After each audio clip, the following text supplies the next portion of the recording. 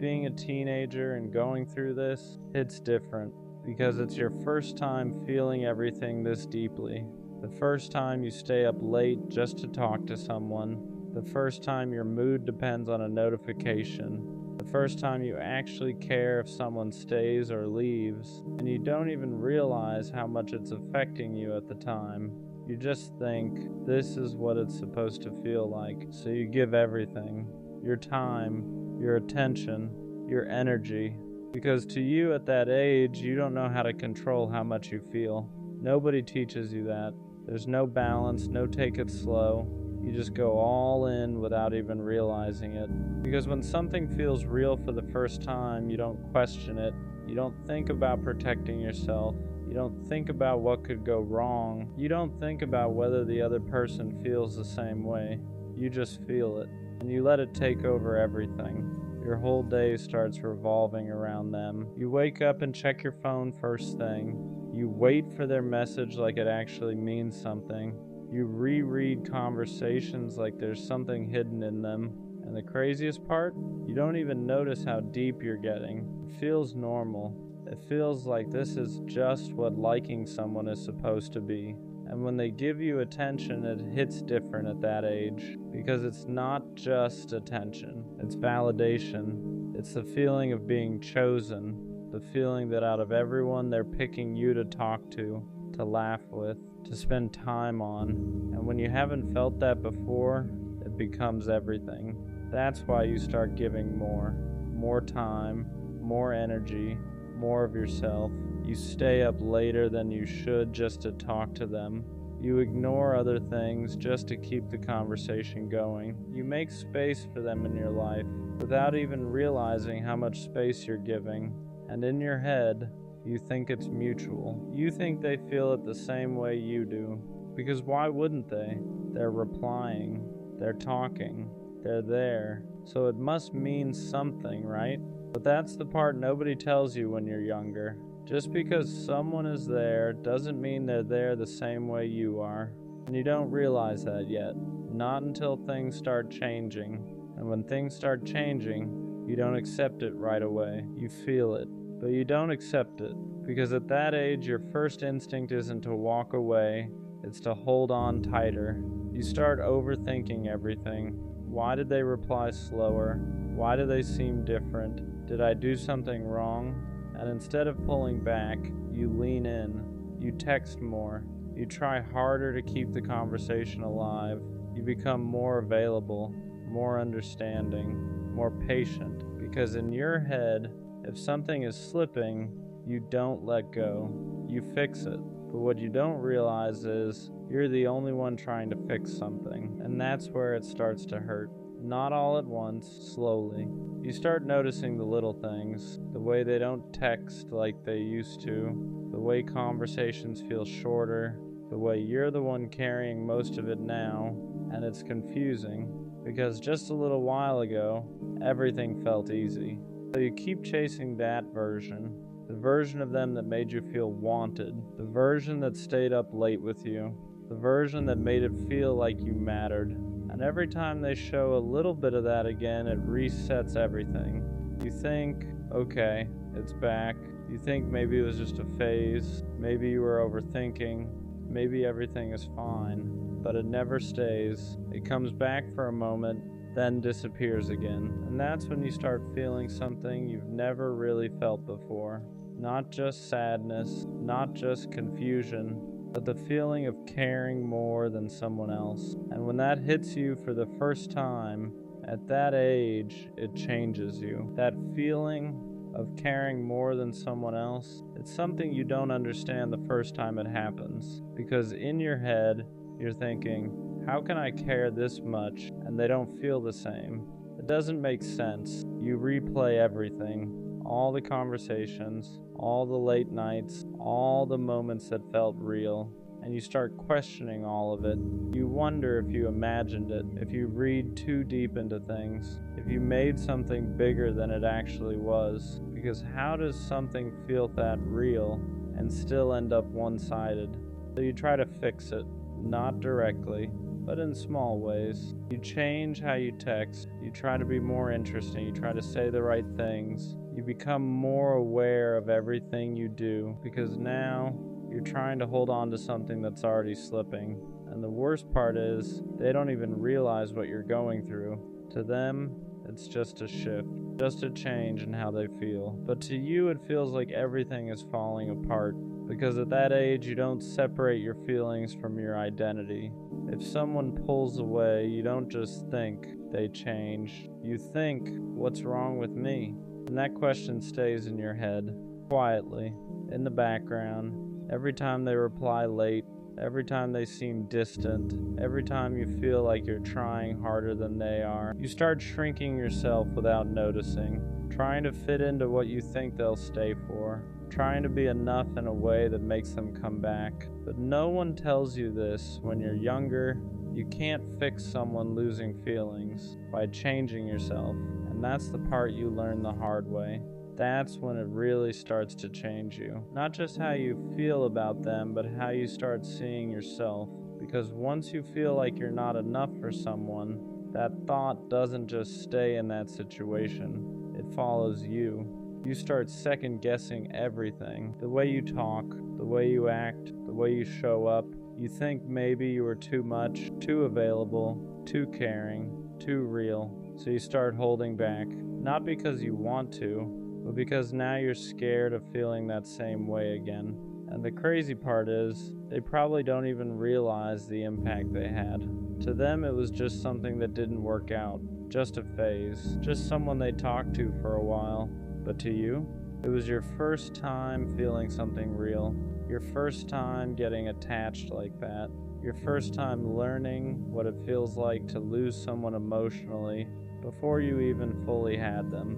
And that sticks with you, because now you know what it feels like to give everything and not get it back the same way. So the next time something like that comes around, you're not the same. You hesitate, you think more, you hold back parts of yourself you used to give freely. And that's when your teenage years start teaching you something nobody explains to you directly. Not everyone you feel something real with is meant to stay. After that, you start realizing something you didn't understand before. Not everyone feels things the same way you do. Because in your mind, if something feels real, it should mean something. It should last. It should turn into something more. But reality doesn't always work like that. Someone can talk to you every day, laugh with you, stay up late with you, make you feel like you matter, and still not feel it the same way you do. And that's confusing when you're younger, because you don't understand how something can feel so real and still not be real to them. So you start questioning everything, not just them, but the whole idea of what you felt. You think, was it even real? Did I just imagine it? Did I care more than I should have? But the truth is, it was real, just not equal. And that's a hard lesson to learn that early.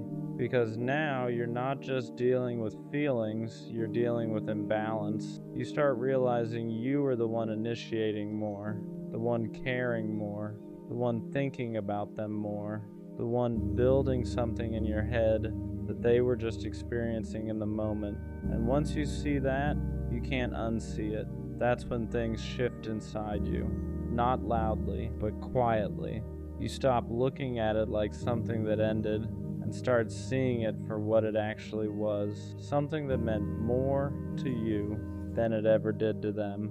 And once that realization settles in, you start changing in ways you don't even notice at first. You're not as quick to open up anymore. You don't say everything on your mind like you used to. You don't give your time as freely, because now you've seen what happens when you do. Not that you don't care anymore, it's that you care differently, more carefully, more guarded. Because before, you didn't think twice about it. If you liked someone, you showed it. If you cared, you gave it fully. No hesitation, no second guessing. But now, there's a pause, a moment where you think, is this even worth it? And that pause comes from experience, from that first time you gave everything and realized it didn't guarantee anything. So now you move smarter, you watch actions more, you notice effort more, you You pay attention to how someone shows up, not just what they say. And even though it makes you more aware, there's a small part of you that misses how you used to be. The version of you that didn't overthink. The version that just felt things fully without fear. The version that believed if something felt real, that means something. Because that version of you was pure, unfiltered, real in a way that's hard to get back once it changes. But that's what growing up during those years does to you. It doesn't just give you memories, it gives you awareness. And sometimes that awareness comes from learning things the hard way. After a while, you stop blaming them, and you stop blaming yourself. Because at that age, nobody really knows what they're doing, not fully. They don't know how to handle someone who cares deeply. They don't know how to communicate properly. They don't know how to leave without hurting someone. And you don't know how to protect yourself yet. So everything becomes intense. The good feels really good. The bad feels really bad. There's no balance, just highs and lows. And looking back, you start realizing something important. It wasn't meant to last. It was meant to teach you. It taught you what effort looks like, what inconsistency feels like, what it means to care more than someone else, and most importantly, it taught you what you should never accept again. Because once you've felt that imbalance, you recognize it faster next time. You don't stay as long. You don't ignore the signs as easily. Not because you don't care anymore, but because now you understand your value a little more than you did before. And that's the shift. You're not the same person you were at the start of it. You're more aware, more careful, more intentional. And even though it came from something that hurt, that growth, that stays. And when you look back on it later, you don't just remember the person. You remember the version of you that existed during that time. The version of you that felt everything without holding back. The version of you that stayed up late just to talk to someone. The version of you that gave your time, your energy, your attention without thinking twice about it. And yeah, that version of you got hurt, got confused, got left trying to understand something that didn't make sense. But that doesn't make it a mistake. It makes it real. Because those teenage years, they're not just about what happens. They're about what you learn from it. You learn that not everyone stays. You learn that feelings aren't always equal. You learn that just because something feels real doesn't mean it's meant to last. But you also learn something more important than all of that. You learn how deeply you can care, how real you can be, how much you're capable of giving when you're fully invested in someone. And that's not something to regret, that's something to take with you. Because one day, you'll meet someone who matches that energy, someone who doesn't make you question it, someone who doesn't make you feel like you're too much or not enough. And when that happens, everything you went through back then will finally make sense. Because those teenage years didn't break you, they built you into someone who knows the difference between something that feels real and something that actually is. I don't think I ever wanted too much. I didn't need perfection. I didn't need constant attention. I didn't need someone to save me. I just wanted to be cared for. I wanted someone who noticed when I went quiet. Someone who checked in without being asked. Someone who didn't treat my presence like something optional. But every time I tried to explain that, it sounded like neediness, like I was asking for too much. So I stayed quiet. I accepted less. I told myself I was independent enough to not need reassurance. But deep down, that wasn't true. I wasn't asking to be obsessed over. I wasn't asking to be put on a pedestal. I was asking to matter, to feel like my absence would be noticed, like my feelings would be considered, like I didn't have to earn basic care by being easy, understanding, or low maintenance. And every time I didn't get that, I told myself it was fine, that this is just how people are, that expecting care is unrealistic,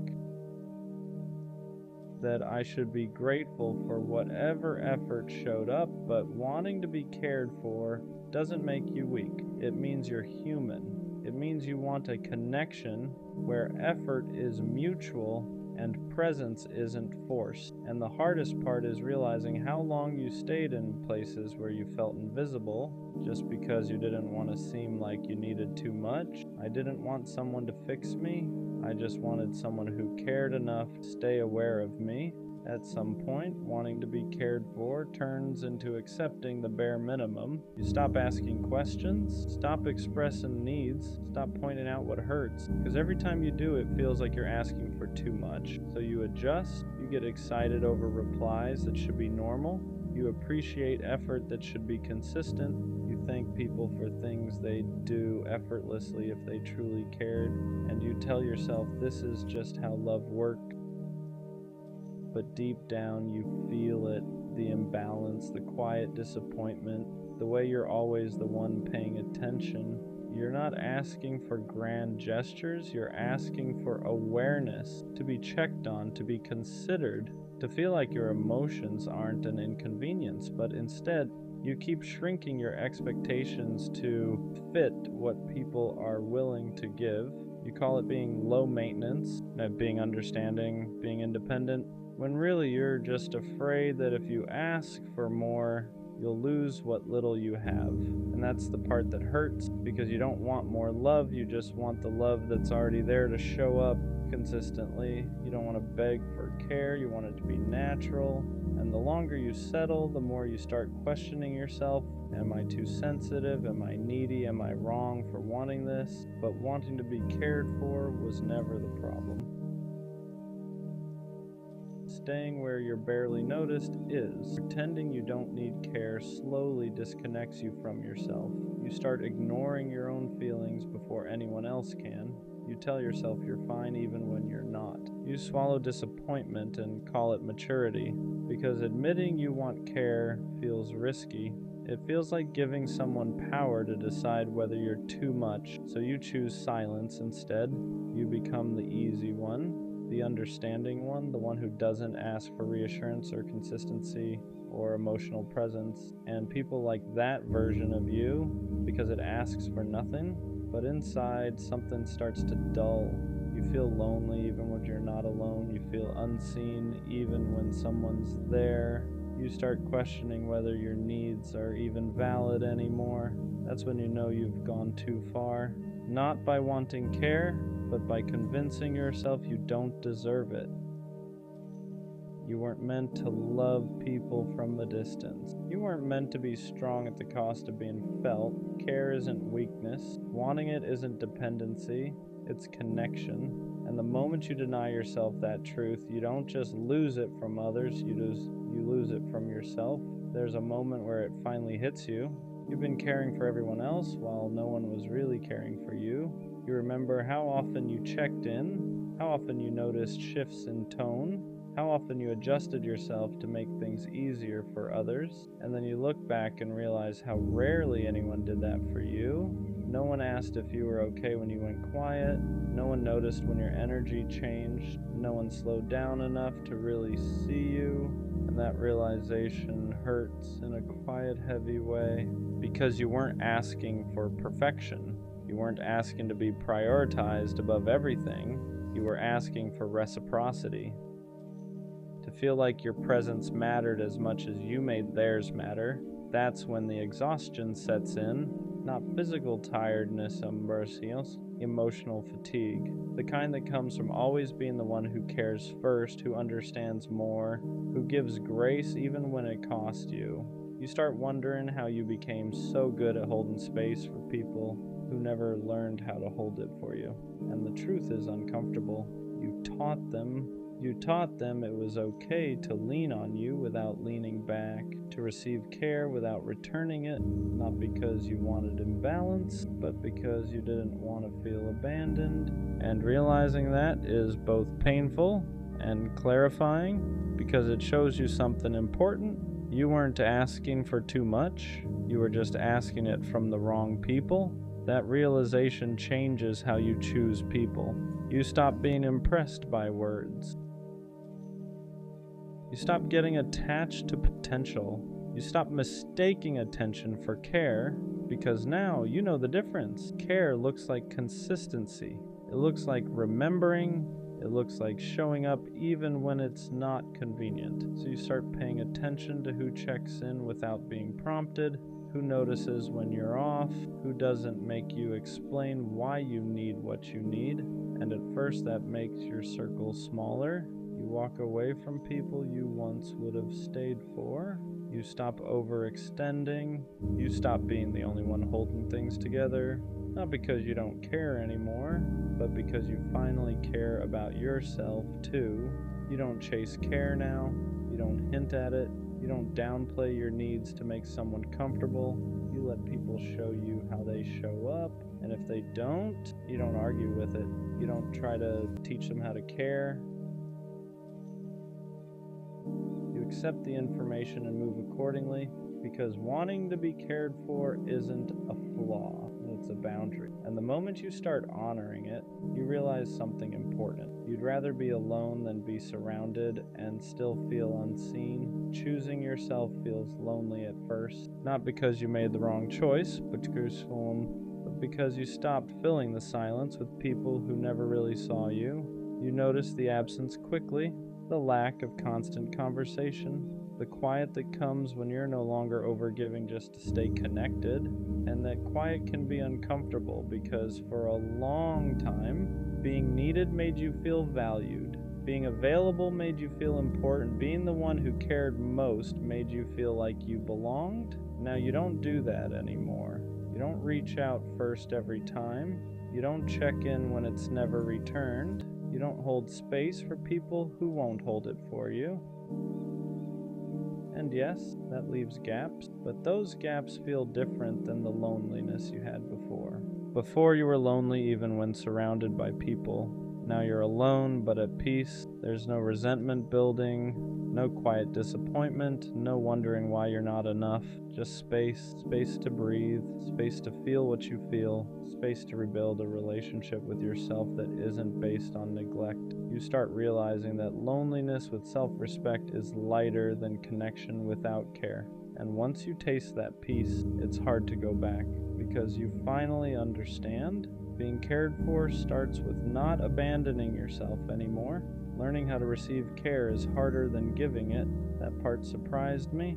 I was always good at showing up, at checking in, at being thoughtful without being asked. But when someone tried to do that for me, I didn't know how to relax into it. I questioned it. I downplayed it. I felt uncomfortable being the one who was noticed, because for so long, care felt conditional, like something you earned by being useful, easy, understanding. So when someone offers it freely, without you proving anything, your first instinct is to brace yourself. You wait for it to disappear, you look for the catch, you assume it won't last, and that's not because you don't want care. It's because you're not used to it being consistent. You're used to being the giver, the supporter, the one who adapts. So receiving feels vulnerable in a way giving never did. It means letting someone see you without performing, letting yourself need without apologizing, letting care exist without questioning your worthiness of it. That takes unlearning. Takes time to believe that you don't have to exhaust yourself to deserve tenderness. And I'm still learning that, still reminding myself that care doesn't have to be chased, earned, or negotiated. Sometimes it's just there, and allowing it in is the bravest thing you can do after spending so long surviving without it. At some point, you stop asking why people don't care. You stop replaying conversations, stop analyzing tone, stop wondering what you could have done differently, because that question only keeps you stuck chasing explanations instead of truth. So you ask a different question: who actually shows up for me? Not who says they care, not who means well, not who shows interest when it's easy, but who checks in consistently, who notices when you're quiet, who doesn't disappear when you need space or reassurance or time. And the answer is usually smaller than you expect: fewer people, less noise, more clarity. That realization hurts, but it also simplifies everything. You stop pouring into people who only take. You stop investing in connections that leave you feeling unseen. You don't make announcements, you don't explain your shift, you just move differently. You protect your energy, you reserve your care for those who return it naturally, and slowly you stop feeling desperate to be noticed because you're no longer surrounding yourself with people who make you feel invisible. Care stops being something you beg for and starts being something you recognize, and that's when you finally understand being cared for isn't about convincing people to treat you better. It's about choosing the ones who already do. Wanting to be cared for doesn't make you needy. It makes you honest. Needy is asking someone to fill a void they didn't create. Needy is expecting one person to carry everything for you. But wanting care, that's wanting reciprocity. That's wanting your effort to be met, your presence to be valued, your emotions to be considered. You're not asking someone to revolve their life around you. You're asking them to see you. And somewhere along the way, you were taught that asking for that was too much. So you minimized yourself. You softened your needs. You told yourself independence meant not needing anything from anyone. But that wasn't strength. That was self-denial, because even the strongest people need to feel cared for sometimes, need to feel noticed, need to feel like their existence matters to someone else. You don't want care because you can't survive without it. You want it because connection is part of being human. And the moment you stop shaming yourself for wanting that, everything changes. You stop apologizing for your needs. You stop pretending you're okay with being overlooked. You stop accepting crumbs just to feel included. You realize something important. You're not asking for too much. You're asking the wrong people. At the end of all this, I realized something simple. Wanting to be cared for is not something I negotiate anymore. I'm done explaining why it matters, done justifying why I feel hurt, done shrinking my needs so someone else can stay comfortable. Care is not a bonus, it's not extra, it's not something you earn by being quiet, easy, or low maintenance. It's the baseline. If someone doesn't notice me, doesn't check in, doesn't consider how their actions affect me, then they don't get access to me. Not out of bitterness, not out of anger, out of self-respect. I spent too long convincing myself that wanting care made me weak, too long accepting half presence and calling it connection, too long staying where I felt invisible, just to avoid being alone. I'm not doing that anymore. I don't need to be chased. I don't need to be obsessed over. I just need to be considered. And if someone can't do that naturally, without me begging, hinting, or explaining, then they're not my person. Because the right people won't make you feel guilty for wanting to matter.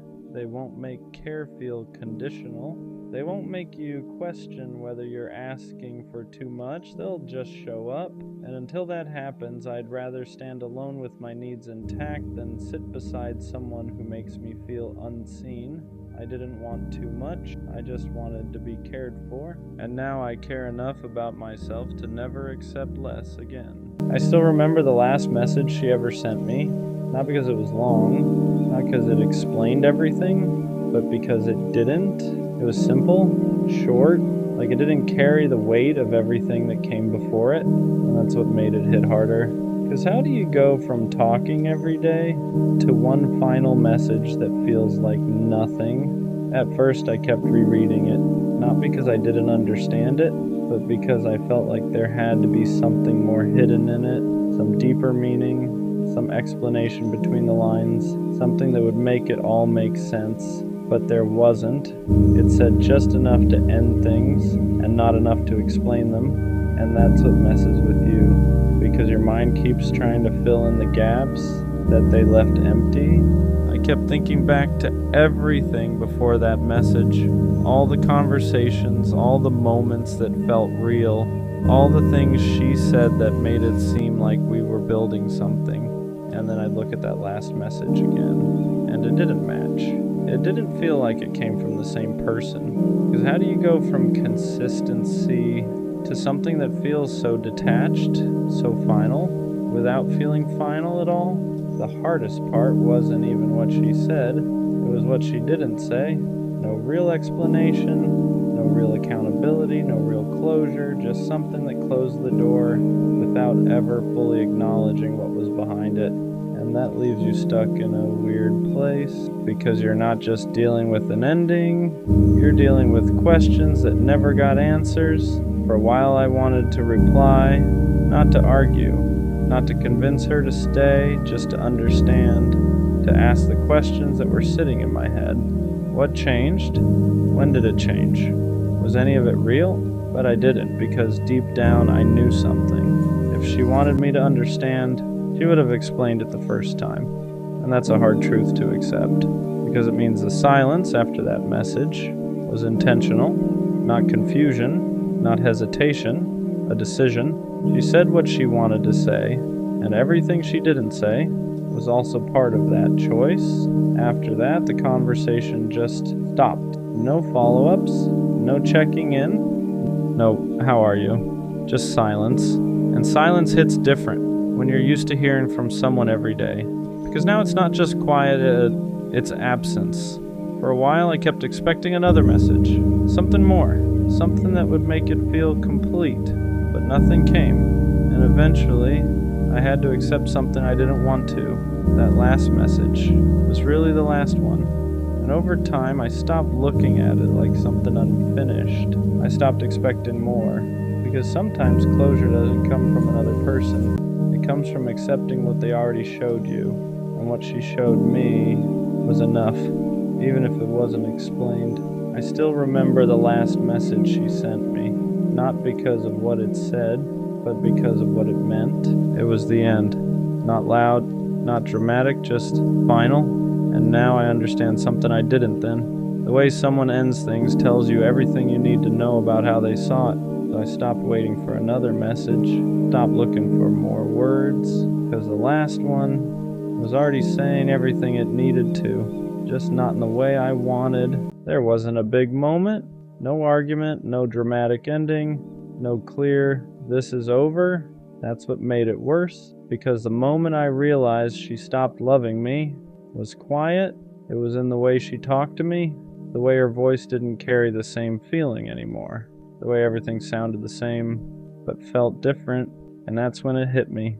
Nothing happened, but everything changed.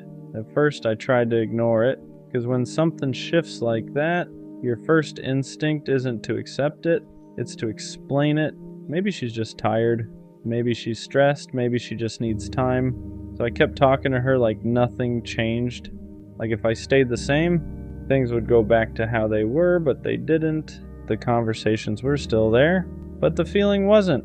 She still replied, still answered, still kept things going just enough, but something was missing. That energy, that warmth, that feeling like she actually wanted to be there. And you can feel that difference even if you don't want to admit it. It wasn't what she said, it was how she said it. Shorter replies, less emotion, less effort to keep things alive, like I was someone she talked to, not someone she was connected to. And that's when it started sinking in, because love doesn't disappear all at once. It fades slowly, quietly, until one day you realize you're the only one still holding on to what it used to be. And that realization hits in the smallest moments. A dry reply, a delayed answer, a conversation that used to flow that now feeling forced. I kept thinking it would come back, that maybe it was just a phase, that maybe I just needed to be more patient, so I stayed.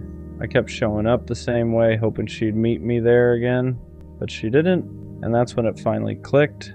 Not in a dramatic way, just a quiet realization. I'm still here, but she's not really. Not in the way she used to be. That's the hardest kind of ending. Because nothing officially ended, there's no clear moment to point at. Just a slow shift until you're standing in something that looks the same, but doesn't feel the same at all. And once you feel that, you can't unfeel it. You can try to ignore it, try to convince yourself it's temporary, but deep down, you know, something changed, and it's not coming back. The moment I realized she stopped loving me was the moment I stopped feeling loved by her. No words, no explanation, just a feeling that wasn't there anymore. And now I understand something clearly. Love doesn't just live in words, it lives in effort, in presence, in consistency.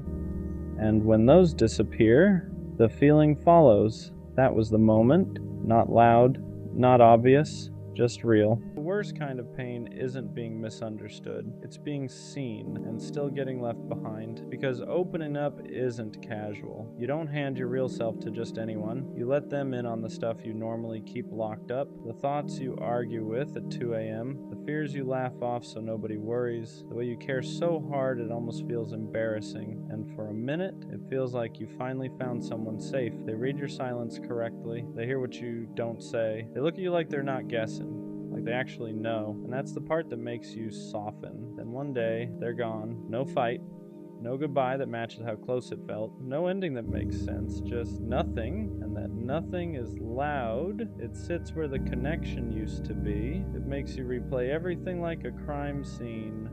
What did I do? Was I too much? Did I share too early? Should I have stayed guarded? But listen, if someone leaves after you showed them the real you, that doesn't mean you were wrong for being real. It doesn't mean your depth is a problem. It just means they weren't prepared for what they asked to see. Being open isn't the mistake. The mistake is thinking you should shrink so people won't run, because the right people don't disappear when they understand you. They get closer. After they leave, the silence doesn't feel empty. It feels heavy, because now you're not just missing them, you're missing the version of yourself you were when you felt understood. You replay everything, not because you're obsessed, but because your brain is trying to make sense of something that never got an ending. You think about the way they listened, the way they noticed things nobody else did, the way you didn't have to explain yourself all the time, and now they're gone. So your mind starts filling in the gaps. You assume it must have been something you said, something you revealed too early, something you should have kept to yourself. That's how loss works when there's no closure. Your brain turns inward and starts pointing fingers. You don't just lose the person, you lose trust in your own judgment. You start telling yourself, yeah, next time don't say so much. Next time don't get attached. Next time stay surface level. And slowly, without realizing it, you begin shrinking, not because you want to, but because you're trying to protect yourself from feeling that again. But here's the part nobody tells you. What hurt wasn't opening up. What hurt was being met halfway and then abandoned. That doesn't mean vulnerability is dangerous. It means inconsistency is. And there's a difference. After something like that, trust doesn't disappear all at once. It just changes shape. You don't stop believing in people. You stop believing in consistency. You start noticing patterns everywhere, a slower reply, a shorter message, a shift in tone that probably means nothing, but your body reacts like it's everything. Because once you've been left after being seen, your nervous system remembers it before your mind does. So you stay alert, not dramatic, just cautious. You don't lean in the same way anymore. You hold back details. You soften your honesty. You keep parts of yourself for later, just in case later never comes. And the messed up part is, people don't always notice you doing this. They just feel a distance they can't explain. You still care.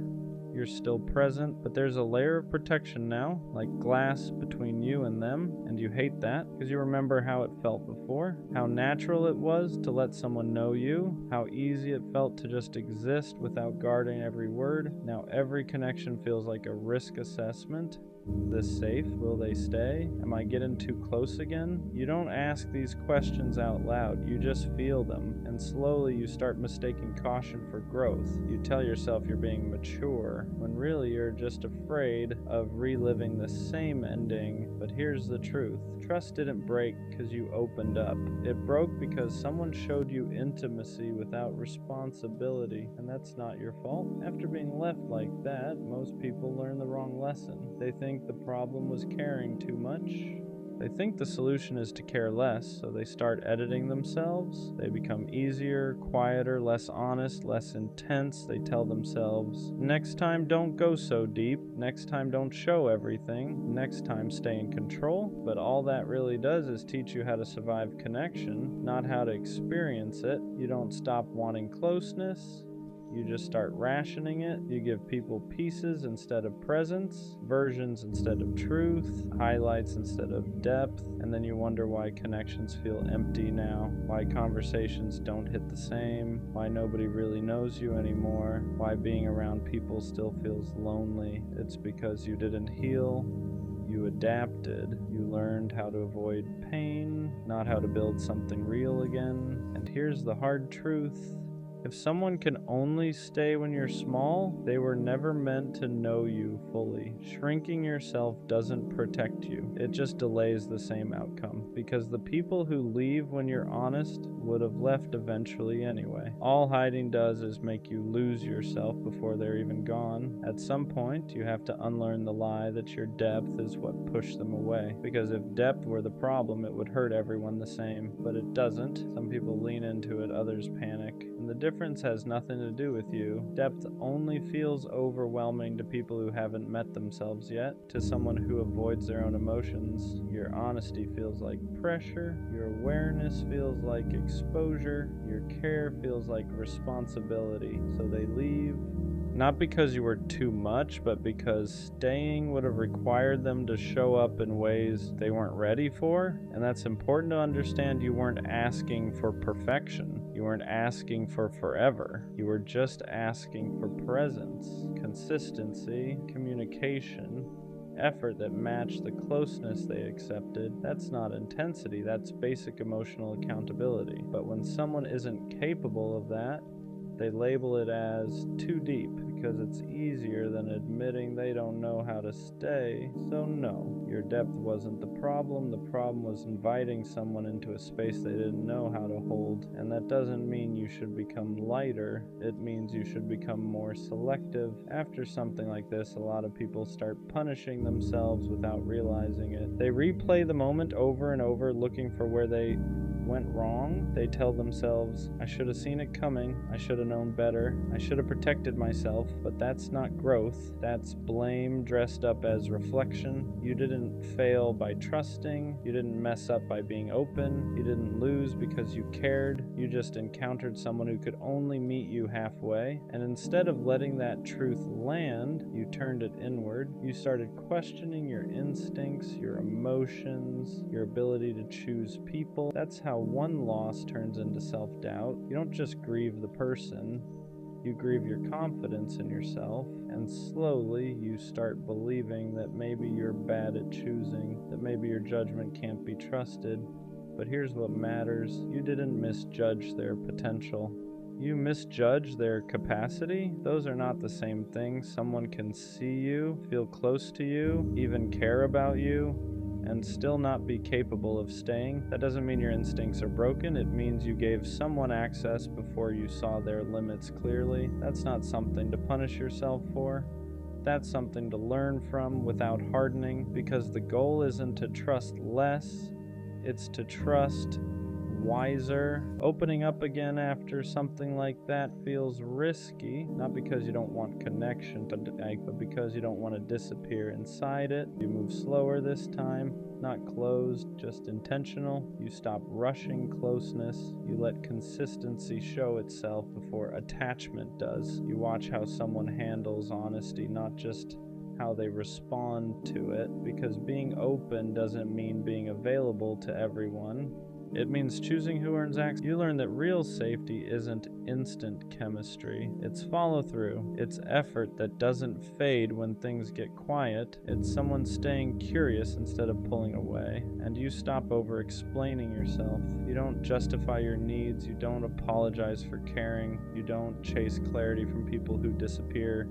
Instead of communicate, that's not walls, that's boundaries. You realize you don't need to prove your depth anymore. The right people recognize it without being overwhelmed. And for the first time, opening up doesn't feel like self-abandonment. It feels like alignment. You're still honest, still real, still deep, just no longer handing your heart to people who haven't shown they can hold it. At the end of all this, you start to understand something important. The people who stay don't make you feel confused. They don't disappear when things get real. They don't make you guess where you stand. They don't make you question whether being yourself was a mistake. They stay because they see you, not in spite of it. They don't flinch at your depth. They don't rush you to be easier. They don't treat your honesty like a burden. They meet you with steadiness, not perfection.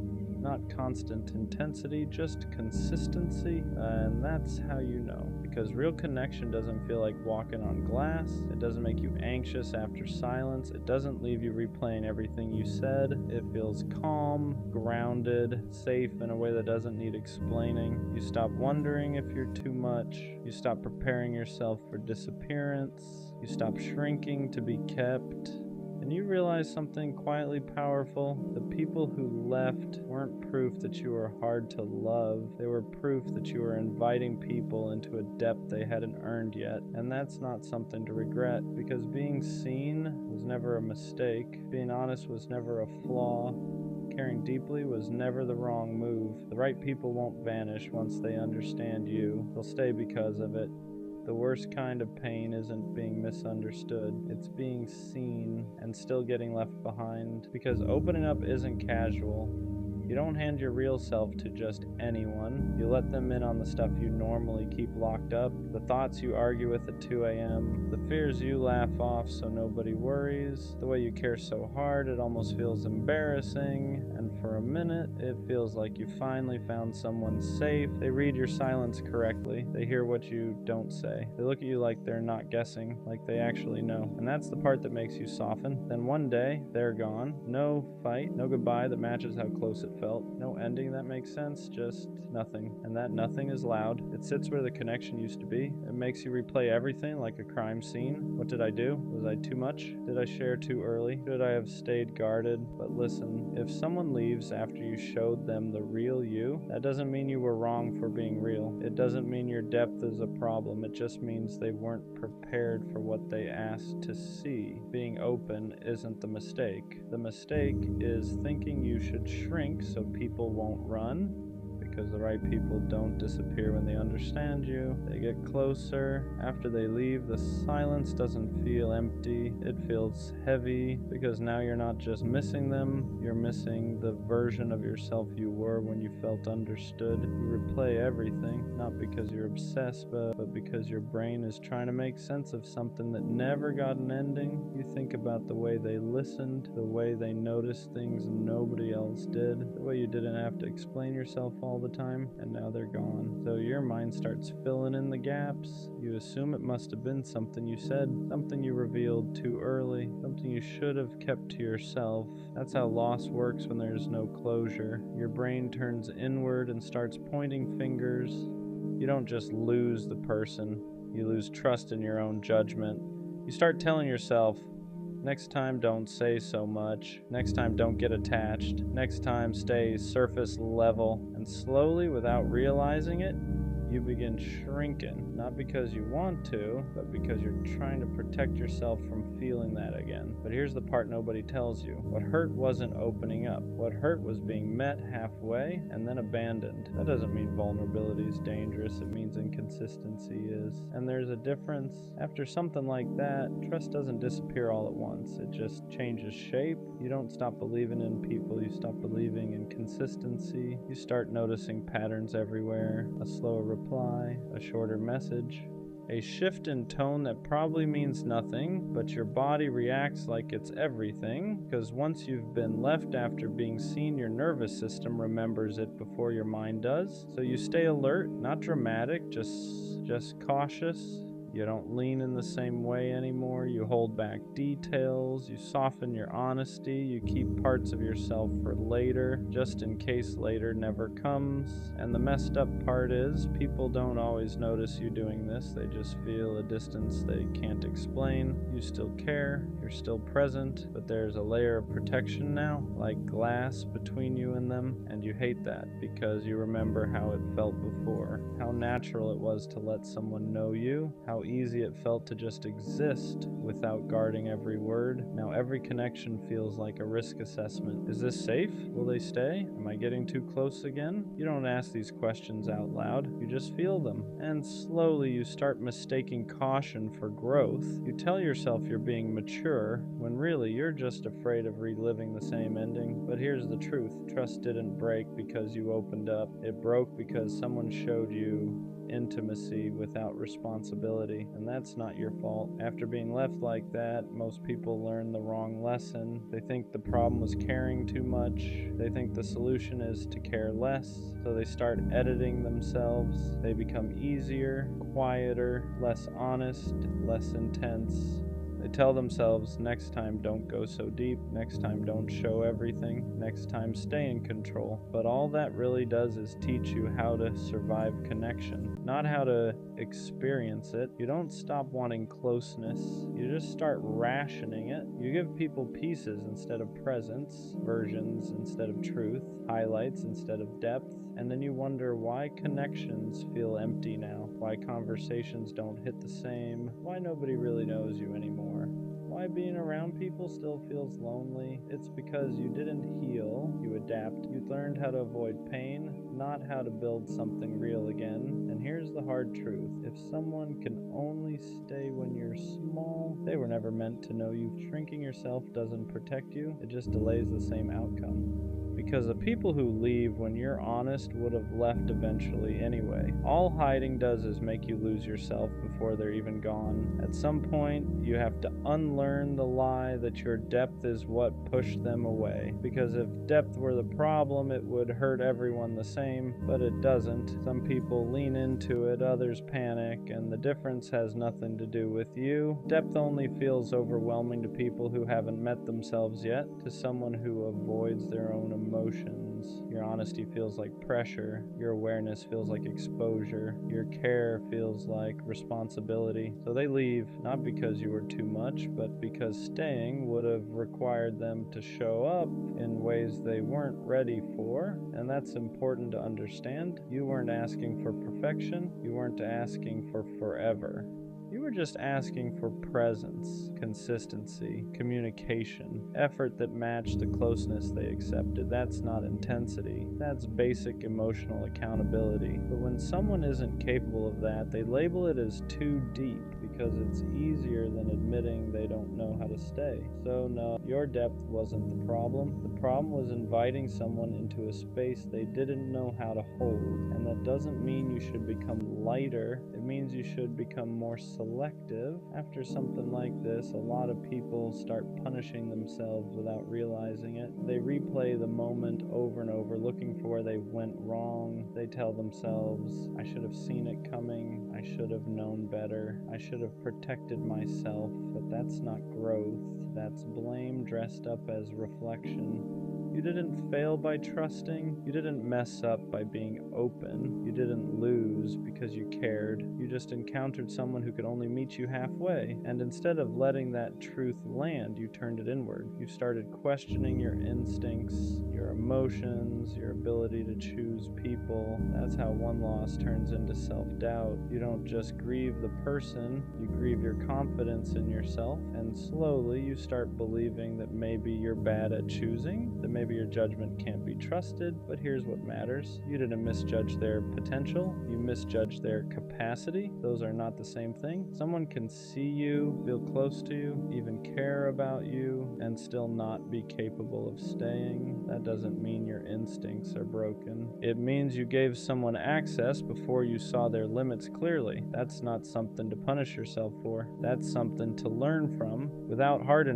because the goal isn't to trust less. It's to trust wiser. Opening up again after something like that feels risky. Not because you don't want connection, but because you don't want to disappear inside it, so you move slower this time, not closed, just intentional. You stop rushing closeness, you let consistency show itself before attachment does. You watch how someone handles honesty, not just how they respond to it, because being open doesn't mean being available to everyone. It means choosing who earns access. You learn that real safety isn't instant chemistry. It's follow through. It's effort that doesn't fade when things get quiet. It's someone staying curious instead of pulling away. And you stop over explaining yourself. You don't justify your needs. You don't apologize for caring. You don't chase clarity from people who disappear instead of communicate. That's not walls, that's boundaries. You realize you don't need to prove your depth anymore. The right people recognize it without being overwhelmed, and for the first time, opening up doesn't feel like self-abandonment. It feels like alignment. You're still honest,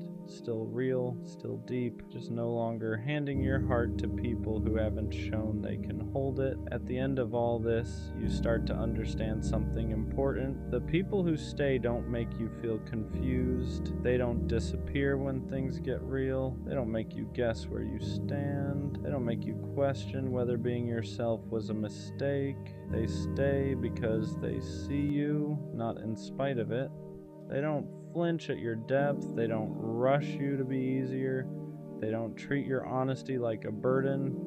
They meet you with steadiness, not perfection, not constant intensity, just consistency. And that's how you know. Because real connection doesn't feel like walking on glass. It doesn't make you anxious after silence. It doesn't leave you replaying everything you said. It feels calm, grounded, safe in a way that doesn't need explaining. You stop wondering if you're too much. You stop preparing yourself for disappearance. You stop shrinking to be kept, and you realize something quietly powerful. The people who left weren't proof that you were hard to love. They were proof that you were inviting people into a depth they hadn't earned yet. And that's not something to regret, because being seen was never a mistake. Being honest was never a flaw. Caring deeply was never the wrong move. The right people won't vanish once they understand you. They'll stay because of it. Sometimes the question isn't, will I find love? It's deeper than that. It's, will someone ever choose me the way I choose them? Not temporarily, not when it's convenient, not when they're bored, but fully. There's a difference between being liked and being chosen. Liked is easy, chosen is intentional. And if you've been the one who always gives more, who stays longer, who loves harder, you start wondering if maybe you're meant to be the giver but never the one kept. You watch other people get picked without hesitation, publicly, proudly, confidently, and you sit there thinking, what is it about me that makes people unsure? Is it timing? Is it me? Am I too much? Not enough? And the scariest part isn't being alone. It's the thought that maybe you'll always be almost chosen. Being the almost changes you. You're not rejected loudly. You're not cut off dramatically. You're just not picked. You're the one they talk to every day until they meet someone else. The one they say they really like but never commit to. The one who's good enough to keep around, just not good enough to claim. And that messes with your head because there's no clear reason. They don't say you're lacking. They don't say you're the problem. They just hesitate. And hesitation feels personal. You start replaying everything. Was I too available, too understanding, too patient, or maybe not exciting enough, not mysterious enough, not whatever it takes to be chosen instantly? And slowly, your self-worth gets tied to someone else's indecision. That's the dangerous part. Because being the almost doesn't feel like rejection. It feels like you were close enough to hope, close enough to imagine it, close enough to get attached, but not close enough to stay. And when that keeps happening, you don't just question love, you question yourself. After being almost chosen enough times, you start adjusting yourself. Not dramatically, not obviously, just subtly. You become a little less expressive, a little less attached, a little less honest about how much you care. Because maybe that's the problem. Maybe you're too available, too deep, too ready. So you try being cooler, more detached, more mysterious. You pretend you don't need reassurance. You act like you're fine with seeing where it goes. You downplay your feelings so you don't scare anyone off. But here's the truth. Shrinking yourself doesn't make you more lovable. It just makes you less visible. And the worst part? Even when you adjust, even when you play it safe, you still end up almost chosen, because the issue was never that you were too much, it's that you were giving depth to people who weren't ready for it. And instead of realizing that, you internalized their hesitation. You made it about your value. You thought, if I just change this one thing, maybe next time they'll stay. But love isn't unlocked by becoming smaller. It's aligned by being fully yourself and meeting someone who doesn't hesitate. And the sooner you stop reshaping yourself for someone's indecision, the sooner you realize you were never lacking. You were just misaligned. After a while, you stop expecting to be chosen, not because you don't want it, but because you're tired of getting your hopes up. So now, whenever something starts to feel good, you brace yourself. You tell yourself not to get excited, not to imagine too far ahead, not to believe it too much, because history has taught you how this usually ends. You assume they'll lose interest, assume they'll find someone better, assume you'll become the almost again. And that mindset is heavy, because you're not just protecting yourself, you're preparing for rejection before it even happens. You start reading into small changes, shorter text, longer replies, different energy. And instead of feeling secure, you feel on edge, not because they've done something wrong, but because you've been here before. You've felt the slow fade. You've watched interest turn into distance. You've experienced the shift from excitement to uncertainty. So now you expect it, and expecting rejection changes how you show up. You hold back. You don't fully invest. You act like you care less than you do. Because if it falls apart again, at least you can say you weren't all in. But deep down, you don't want to live like that. You don't want to approach love like it's already ending. You just want one time where it doesn't. There's a difference between being unwanted and being unmatched. And if you've been the almost too many times, you start confusing the two. Unwanted feels personal, like there's something wrong with you, like you're missing some quality everyone else seems to have. Unmatched is different. Unmatched means the timing was off, the emotional depth wasn't equal, the intentions weren't aligned. Unmatched isn't about your worth, it's about compatibility. But when someone hesitates to choose you, it doesn't feel like misalignment, it feels like rejection. And rejection feels final. You forget that love isn't a competition, that being chosen isn't about being better, it's about being right for each other at the same time.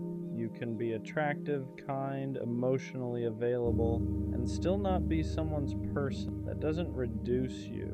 It just means alignment wasn't there. And the moment you stop asking, what's wrong with me, and start asking, were we actually aligned? Everything shifts, because maybe you weren't almost chosen. Maybe you were just never meant to settle for someone unsure.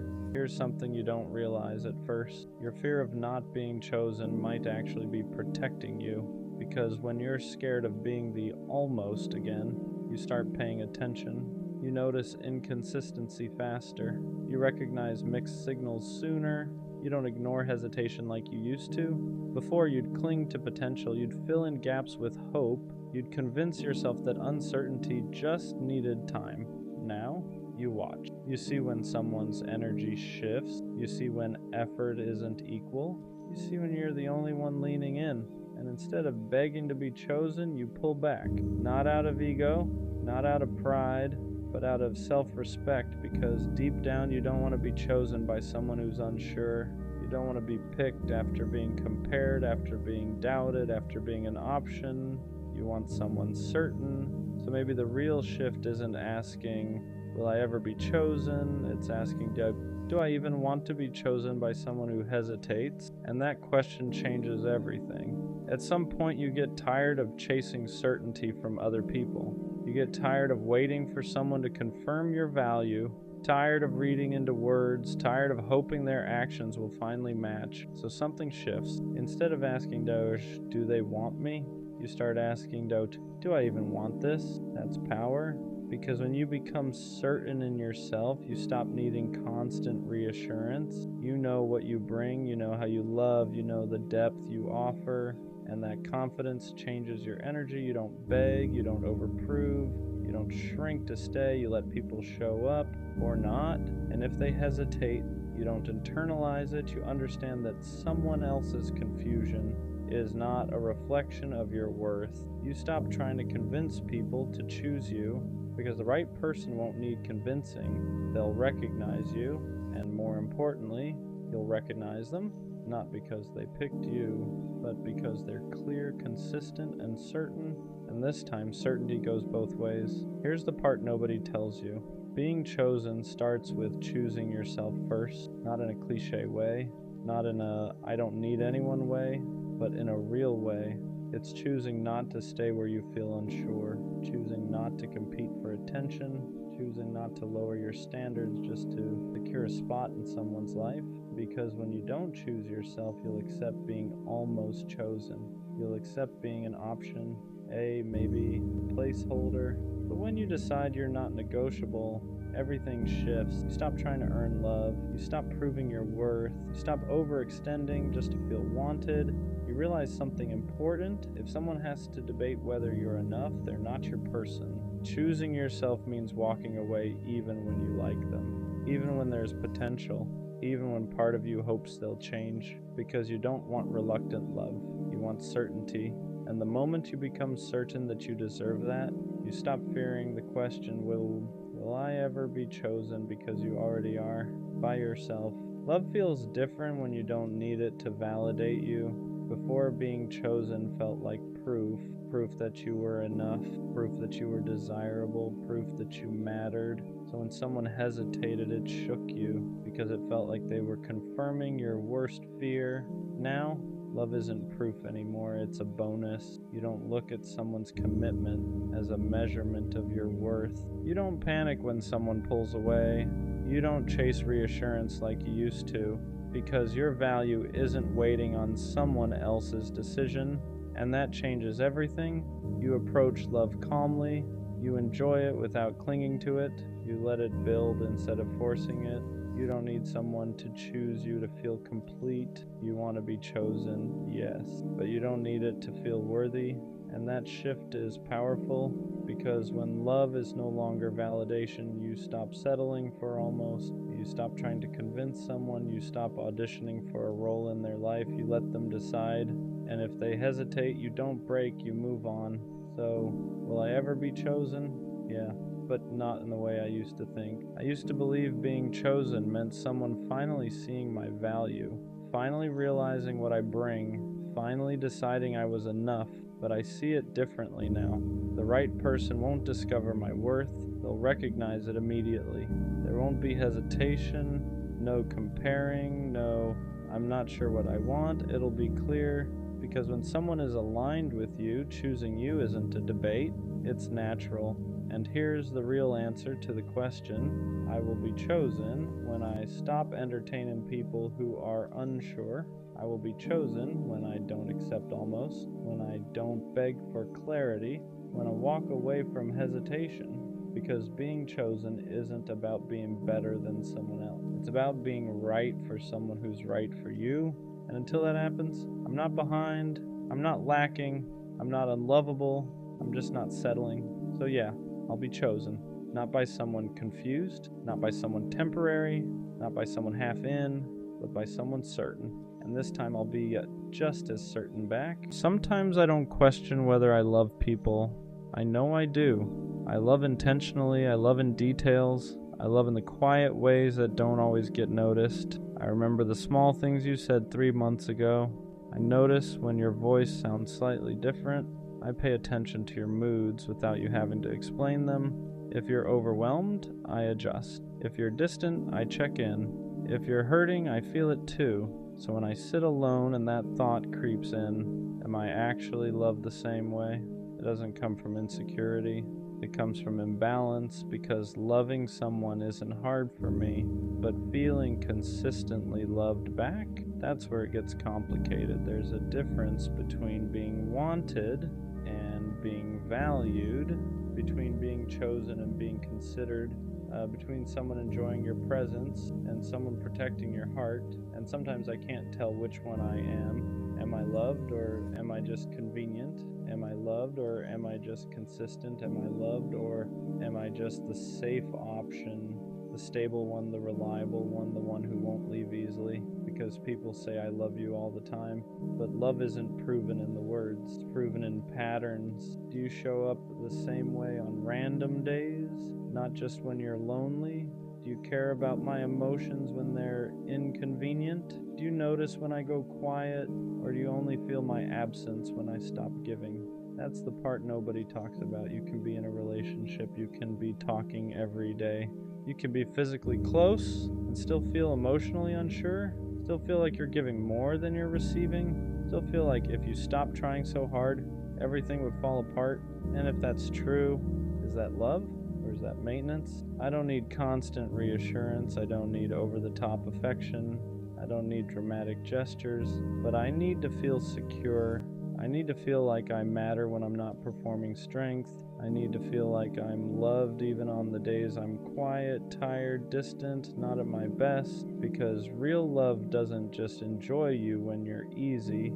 It stays steady when you're human.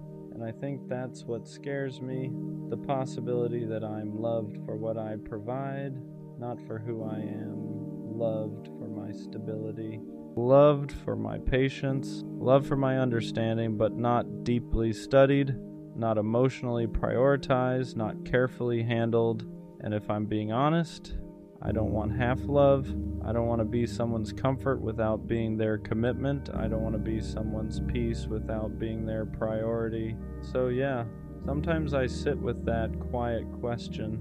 Am I actually loved, or am I just really good at loving others? The hardest part about questioning love is that it doesn't always come from obvious neglect, doesn't always come from cheating or lying or someone clearly mistreating you. Sometimes it comes from subtle absence, from emotional gaps you can't quite explain, from feeling like you're standing next to someone but not fully with them. Because love isn't just about presence, it's about engagement. It's about whether someone studies you the way you study them. I ask myself things like, if I stopped initiating, how long would it take for them to notice? If I didn't send the good morning text, would they send one first? If I went quiet for a few days, would they check in because they care or because they're bored? And I hate that those thoughts even exist, because when love feels secure, you don't test it in your head, you don't calculate effort, you don't keep mental score, you just exist inside it peacefully. But when love feels uneven, your brain starts tracking patterns. Who apologizes first? Who makes more time? Who adjusts more? And that's when the doubt begins. Not loud doubt, quiet doubt. The kind that sits in your chest at night. The kind that makes you reread conversations. The kind that makes you wonder if you're asking for too much or just asking the wrong person. I don't want dramatic love. I don't want obsession. I don't want someone who can't function without me. I want someone who chooses me consciously, daily, not because I'm easy, not because I'm stable, not because I don't cause problems, but because they genuinely value me, because they care about my internal world, because they don't want to risk losing me through laziness or emotional distance. That's the difference. You can love someone and still be careless. You can love someone and still take them for granted. You can love someone and still assume they'll never leave. But being loved properly, that feels intentional. It feels protected. It feels like someone is actively maintaining the connection, not just enjoying it. And sometimes I wonder, if I pulled my energy back to neutral, if I stopped overcompensating, if I loved at the same level I was receiving, would it still feel strong? Or would everything start crumbling? Because if my effort is what's holding us up, that's not love, that's imbalance disguised as loyalty. And I don't want to resent someone for something I never addressed, but I also don't want to keep shrinking just to avoid conflict. I want to feel wanted loudly enough that I don't question it silently. I want to feel secure enough that I don't rehearse conversations in my head. I want to feel chosen in a way that removes doubt instead of feeding it, because love shouldn't feel like something you constantly measure. It should feel like something you rest inside, And until I can sit in it, without wondering if I matter the same way, I think that question will always echo softly. Am I actually loved, or am I just deeply loving? I think what makes this question heavy is that I don't doubt your feelings. I doubt your effort because feelings are invisible. Effort isn't. You can tell me you love me, you can say it in the right tone, you can even mean it. But love that isn't maintained eventually feels like memory, and I don't want to live off potential. I don't want to survive off they care, they're just bad at showing it. Because if I can show it, if I can adjust, if I can communicate clearly, why does it feel like I'm the one stretching more? That's where the exhaustion comes in, not from loving you, from overcompensating for the space you leave. There's a specific loneliness that comes when you're the emotionally aware one, when you're the one who brings things up calmly, when you're the one who says, let's talk about it, when you're the one who makes sure small issues don't become big ones. And sometimes I wonder, if I stopped being that person, would you step into that role? Or would we slowly drift because I stopped carrying the emotional weight? That's not partnership, that's imbalance. And imbalance slowly turns love into doubt. I don't need perfection, I need reciprocity.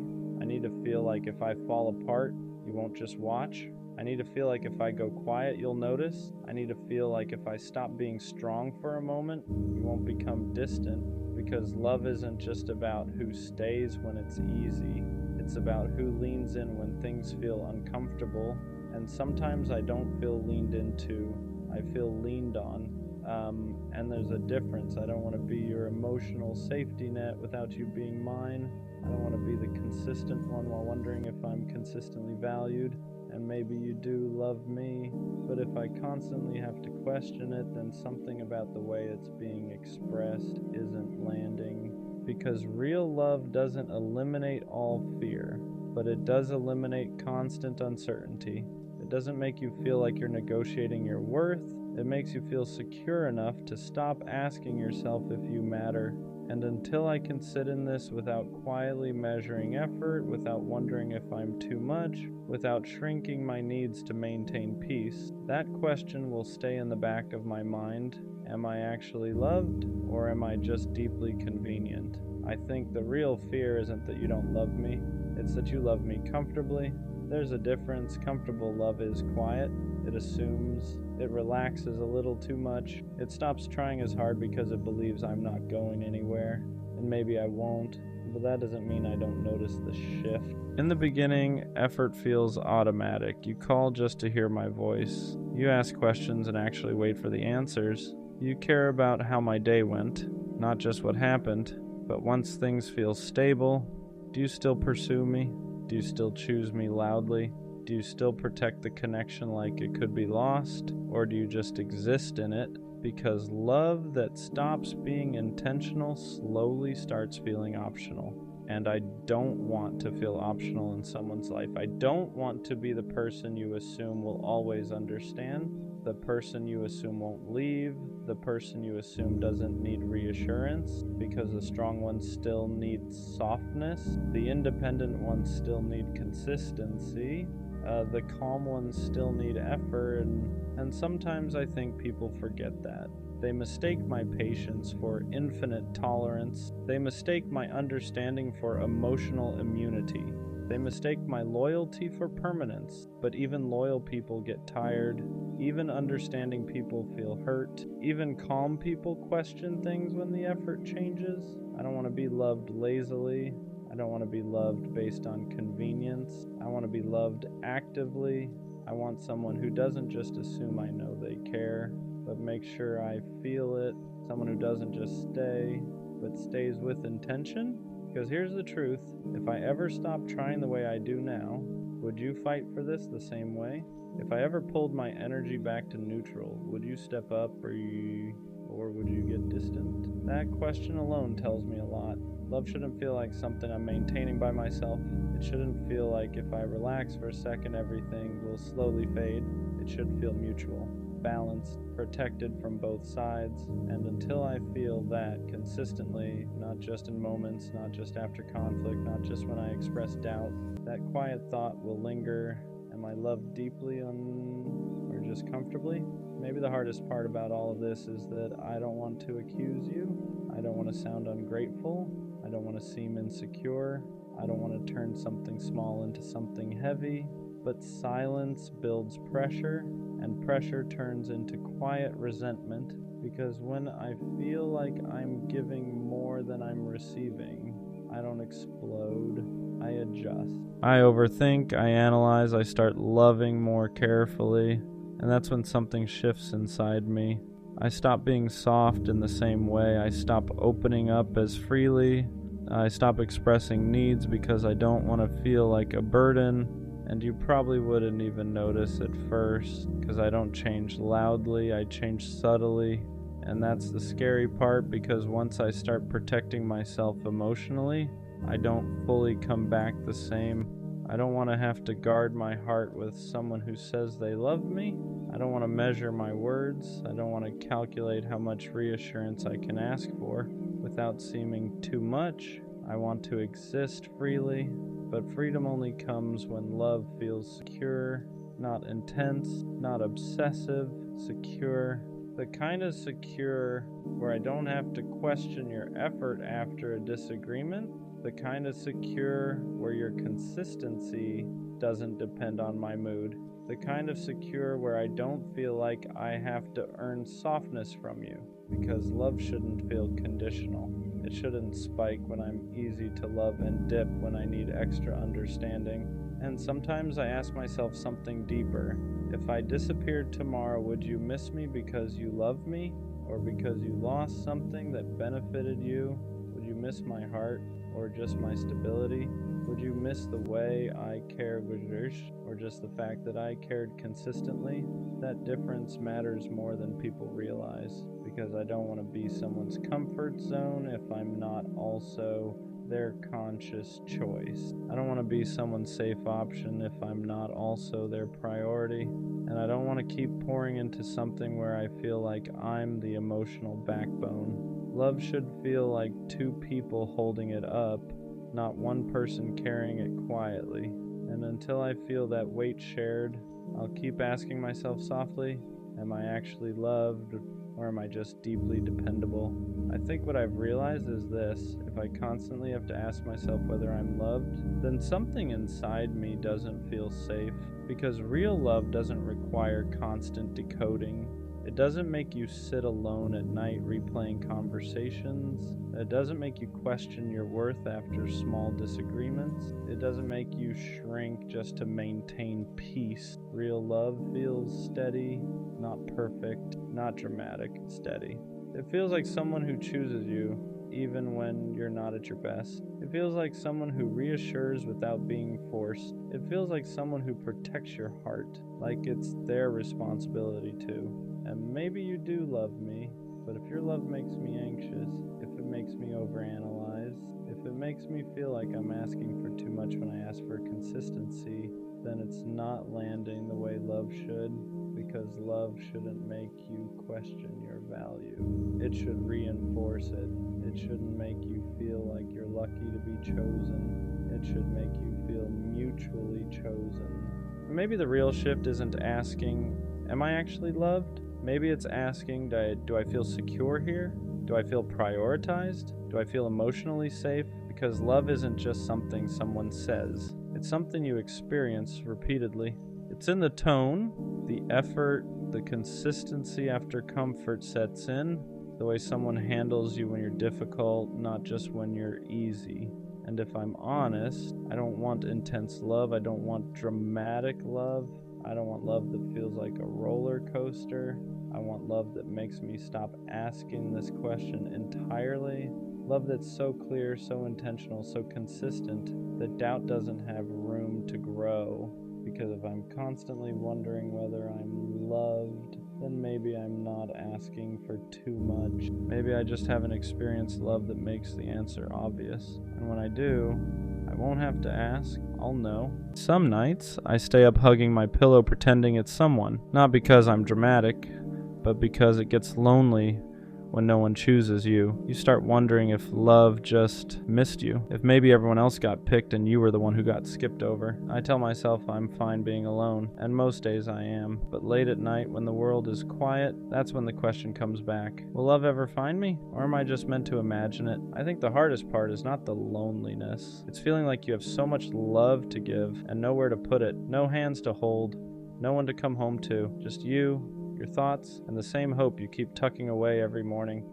And what scares me most is not being alone right now. It's the thought that maybe this is permanent. Being alone doesn't hurt the most. Being unchosen does. It's watching people find each other while you keep ending up by yourself. It's being told, your time will come so many times that it starts to feel like a placeholder sentence. You start questioning yourself. Am I too quiet? Too much? Not enough? You replay everything, trying to find the reason no one stayed. And late at night, when you're hugging a pillow, imagining it's someone who wants you back, those thoughts get louder. Not because you don't love yourself, but because you're tired of being the only one who does. The scary part is how slowly it affects your worth. You don't stop believing in love, you stop believing it wants you, and that's when loneliness becomes heavier than silence, because now it's not just about being alone, it's about wondering if something is wrong with you for being alone this long. This feeling doesn't mean you're unlovable, even though it really feels like it. It means you've been alone long enough for the silence to start telling stories. And silence is loud when it goes on too long. You start mistaking timing for rejection. You start turning waiting into a flaw. You start thinking love hasn't found you because you're missing something. But love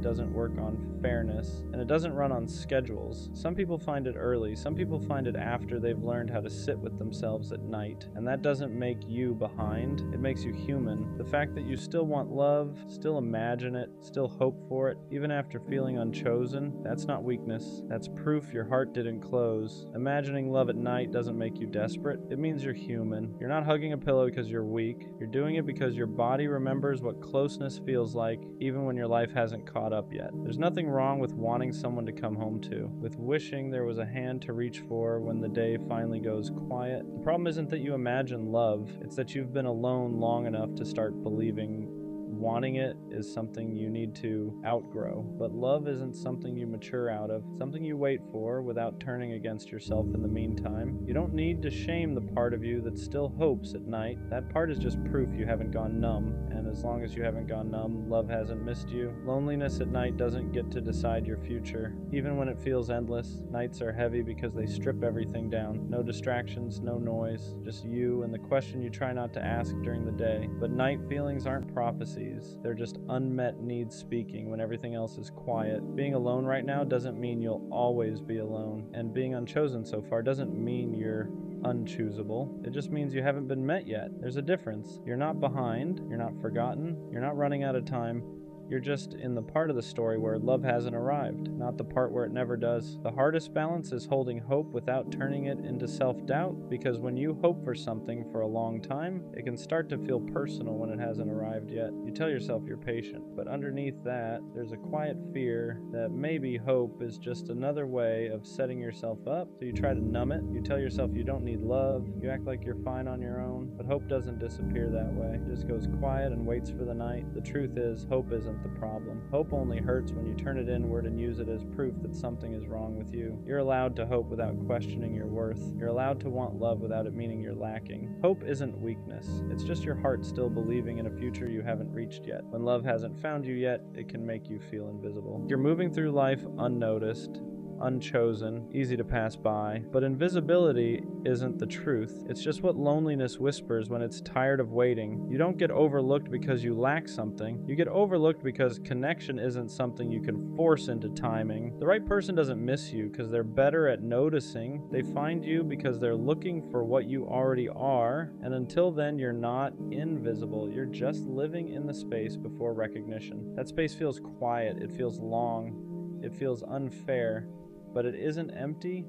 It's shaping you into someone who will recognize real love when it finally arrives. Not because you're desperate for it, but because you're ready to receive it without disappearing into it. Love usually doesn't find you when you're proving you deserve it. It finds you when you stop performing and start existing. For a long time, I thought if I was good enough, patient enough, understanding enough, someone would finally see me. So I overgave, overthought, overexplained. But love doesn't arrive as a reward for endurance.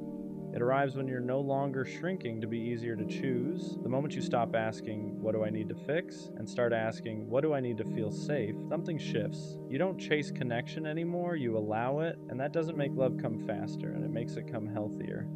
Because the love that finds you then isn't choosing you because you tried hard enough. It's choosing you because you're finally standing still as yourself. Waiting is hard because it's empty time. Not empty in life, but empty in connection. You're still living, still growing, still doing everything you're supposed to do, but there's no one to share the quiet with, and that's where loneliness sneaks in. The difference between waiting and loneliness is what you tell yourself while you're there. Loneliness says, nothing is happening because I'm not enough. Waiting says, something hasn't arrived yet, and that's not a reflection of my worth. Learning to sit in the waiting doesn't mean pretending you don't want love. It means refusing to let the absence of it turn into self-blame. You can want love deeply and still treat yourself gently in the meantime. You can feel the quiet without letting it convince you that this is all there will ever be, because waiting isn't where your story ends. It's just the space between who you've been and who you're about to meet. There's a moment when hope stops hurting, not because love arrived, but because you stop fighting yourself while waiting. You stop asking the question every night with fear in it. You still want love, you still imagine it, but it no longer feels like your life is on hold without it. Hope becomes something gentle, something you carry, not something that weighs you down. You realize love finding you was never about being chosen faster or proving you're worthy enough. It was about becoming someone who doesn't disappear while waiting to be seen. And when that shift happens, loneliness loosens its grip, not because you're no longer alone, but because you're no longer against yourself. That's when hope becomes safe again, and that's usually right before love finally knows where to find you. Some nights you still wish someone was there, and that doesn't mean the healing didn't work.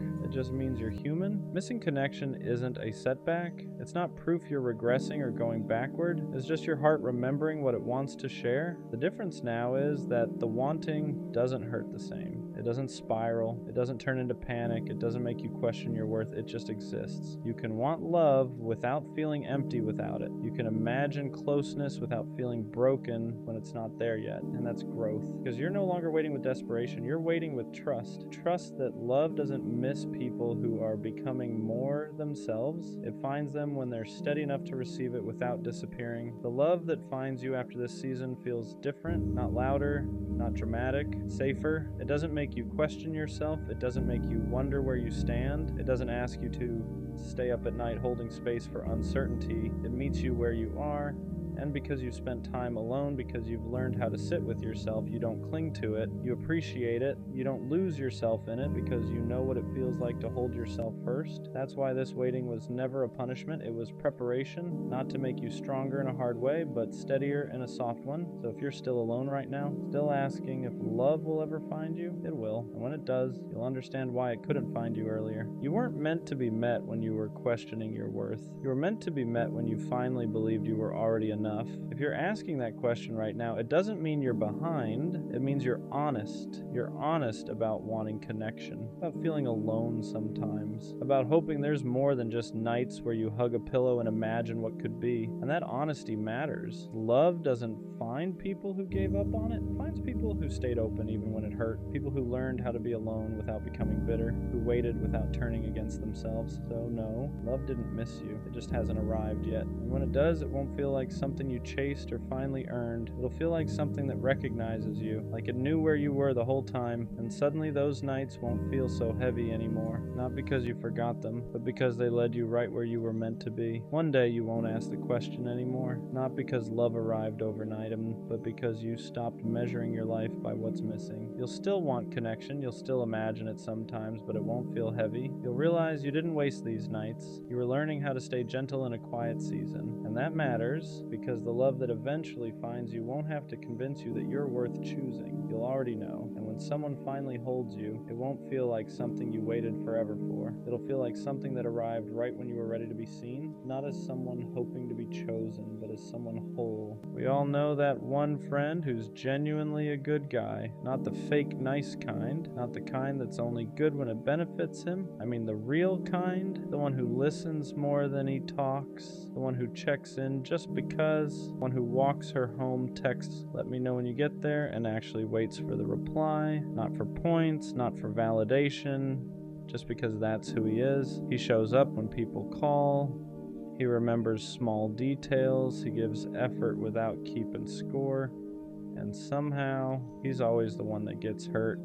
Girls say they want a good guy. They say they're tired of games, tired of being treated wrong. But when a good guy actually shows up, he gets pushed to the side, kept around just in case, treated like an option instead of a choice. He gets left on red, gets mixed signals, gets told, "You're amazing, just not right now." And then one day, he watches her choose someone who won't even do half of what he did. And the worst part? He doesn't complain about it, he jokes it off, acts like it doesn't bother him, plays it cool. But if you're paying attention, you see the change. He laughs less, questions himself more, starts wondering if being genuine is the problem, if caring too much makes him weak, if being a good guy even matters anymore. So he hardens a little, pulls back, stops giving as freely, not because he wants to be cold but because the world keeps teaching him that softness gets punished. It reminds me of Tanjiro from Demon Slayer. Gentle, compassionate, kind even to people who don't deserve it. People mistake that kindness for weakness until they realize how much strength it actually takes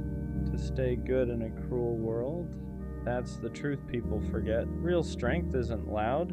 It doesn't dominate. It doesn't need to prove itself. Real strength is staying kind when life gives you every reason not to be. So if you know a guy like that, be there for him. Remind him that his heart isn't a flaw, that being good isn't something he needs to outgrow, because one day someone is going to see him, really see him, and they won't make him pay for the damage done by people who couldn't handle his heart. And when that happens, being a good guy will finally feel worth it. What people don't realize is how early the good guy starts changing himself without even noticing. At first it's small, he replies a little slower, he stops double texting, he thinks twice before doing something thoughtful because he's scared it'll be taken the wrong way, not appreciated, or worse, ignored.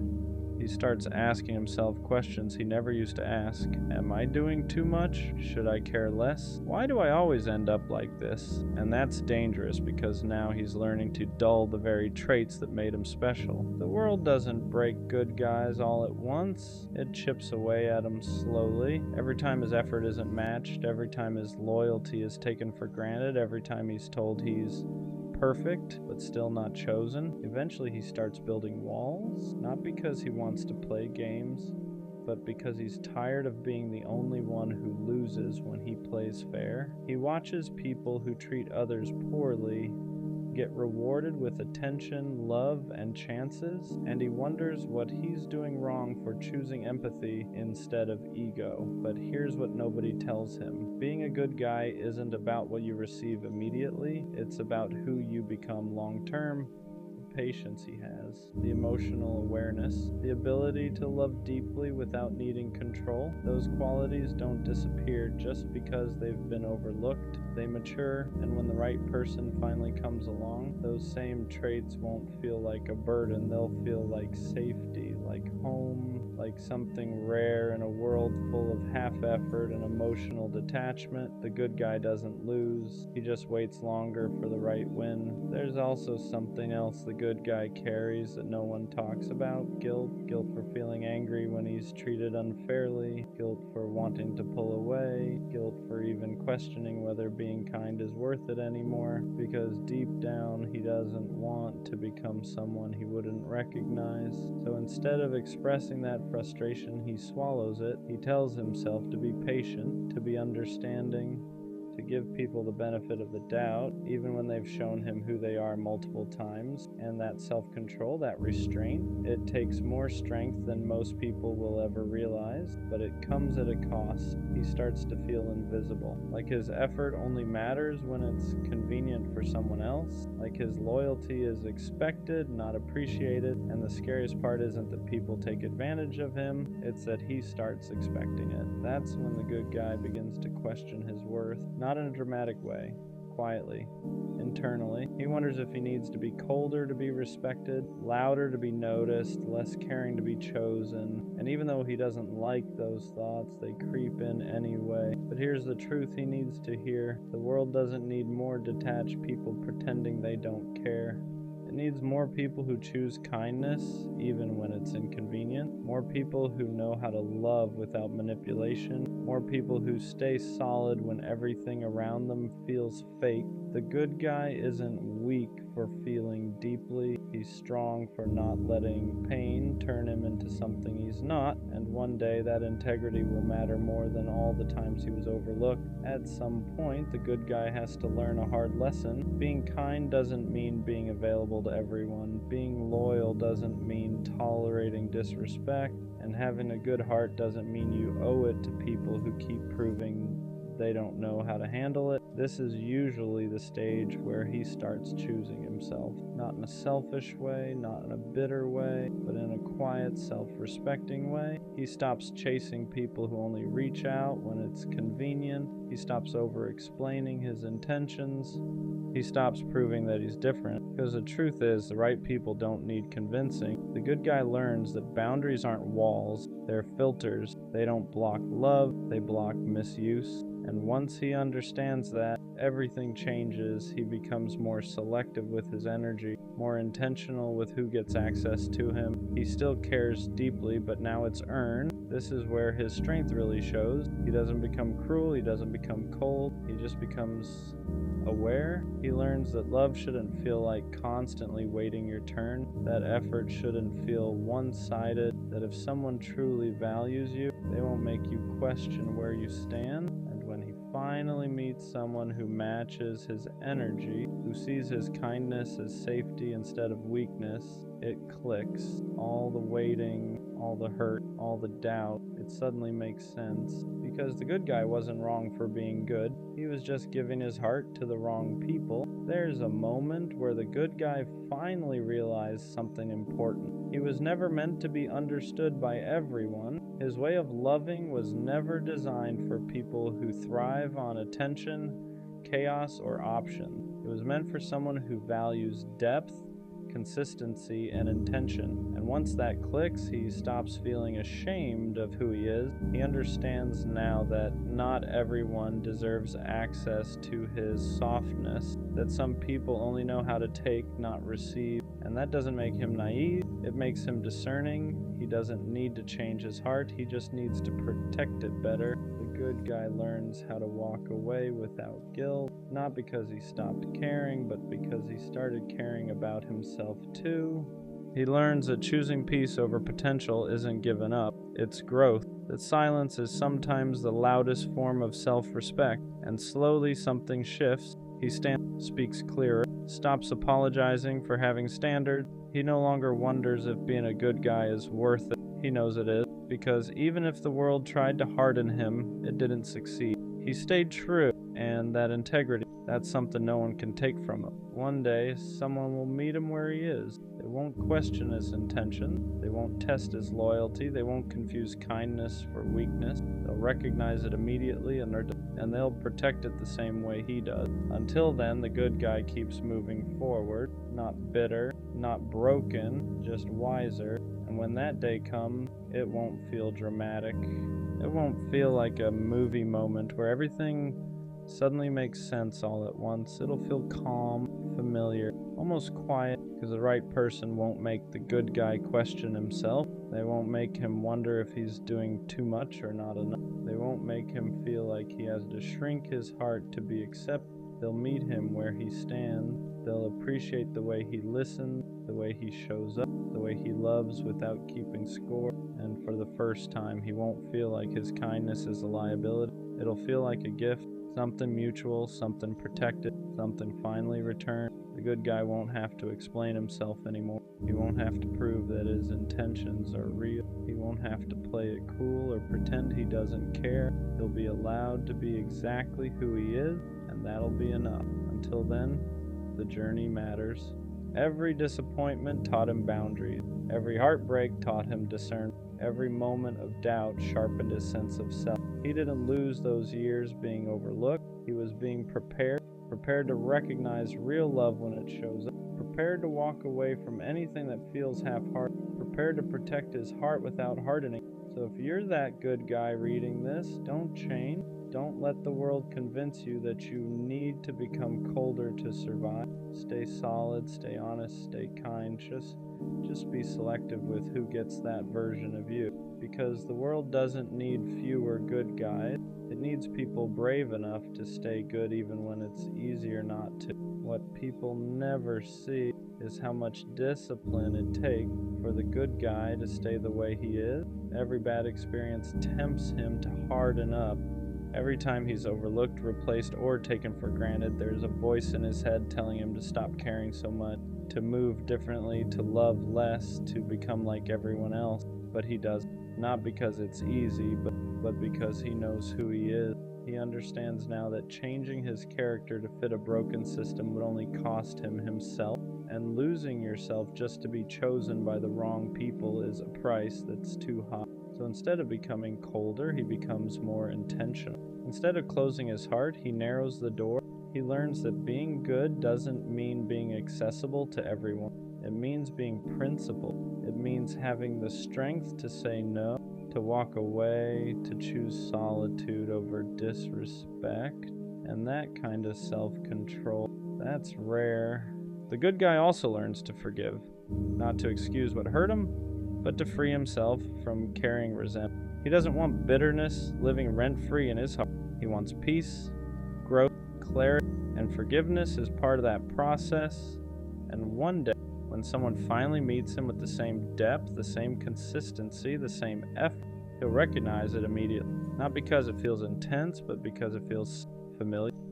Until then, he keeps building, keeps healing, keeps choosing integrity over impulse, because the good guy isn't waiting to be saved. He's becoming someone worth meeting. In the end, the good guy doesn't get a dramatic apology from everyone who hurt him. He doesn't get closure from every situation that left scarred. And he doesn't get a moment where the world suddenly admits it was wrong for overlooking him. What he gets is something quiet and far more powerful. He gets peace. Peace in knowing he never had to become someone else to survive. Peace in knowing his heart stayed intact even after everything. Peace in knowing he loved honestly in a world that often rewards the opposite. He looks back and realizes that every time he was ignored, every time he was treated like an option, every time he was underestimated, it wasn't a reflection of his worth. It was a reflection of who couldn't meet him where he stood. And that understanding changes everything, because now he doesn't crave validation. He doesn't chase attention. He doesn't beg to be chosen. He knows who he is. And when love finally finds him, the kind that's mutual, intentional, and steady, it won't feel like winning. It'll feel like alignment, like finally being understood without having to explain yourself, like being valued without having to prove. Until then, the good guy keeps walking forward, not bitter, not resentful, not hard, just grounded. And that's the kind of strength no one can take. I really did love her, not just in the beginning, not just when it was easy. I loved her in the quiet moments, in the normal days, in the in-between. I loved the way she thought, the way she explained things, the way she cared too deeply sometimes. And that's what makes this harder, because it would be easier if I didn't love her, if it was fake, if it was surface level, if it was just attachment, but it wasn't. I loved her, and somehow that still wasn't enough. Love and compatibility aren't always the same thing. That's the part nobody prepares you for. You can love someone deeply and still not align long term. I loved her heart, her mind, her energy, but we handled conflict differently. We needed reassurance differently. We showed up differently under pressure. And love doesn't erase that. It doesn't magically fix timing issues, communication gaps, emotional readiness. You can love someone and still slowly grow apart. You can love someone and still realize you're not building in the same direction. And that doesn't make the love fake. It just makes it human. Loving someone doesn't automatically mean you knew how to love them properly, and that's a hard truth. I loved her the best way I knew how, but sometimes the best I knew wasn't what she needed. She needed reassurance. I gave independence. She needed consistency. I gave effort in waves. She needed clarity. I gave feelings, but not always direction. And that doesn't mean I didn't care. It just means love without emotional maturity can still fall short. I thought loving her was enough, but love isn't just what you feel, it's what you show, what you maintain, what you're disciplined enough to protect. And sometimes you realize you loved someone deeply, but you hadn't learned yet how to love them well. Regret hits different when you know you tried, because it's not like I didn't care. I showed up, I put in effort, I stayed longer than I had before. But effort in the wrong areas doesn't always translate. I tried to fix problems instead of understanding them. I tried to be strong instead of being vulnerable. I tried to prove I loved her instead of learning how she needed to feel it. And that's the painful part. Knowing you weren't careless, just unaware. Regret isn't always about not loving someone. Sometimes it's about realizing you could have loved them better, and by the time you understand that, it's already over. You don't always realize someone's full value while they're still there. Sometimes you notice it in their absence, in the silence where their voice used to be, in the space where their presence felt normal, in the little things no one else does quite the same. The way she checked on me without making it obvious, the way she remembered details I forgot I even shared, the way she stayed patient when I was difficult. When you're used to someone loving you, you can mistake it for something ordinary, but once it's gone, you see how intentional it was. She wasn't too much, she wasn't overthinking, she wasn't needy, she was invested. I didn't fully understand how rare that was until I felt the difference. Missing someone doesn't automatically mean you should go back.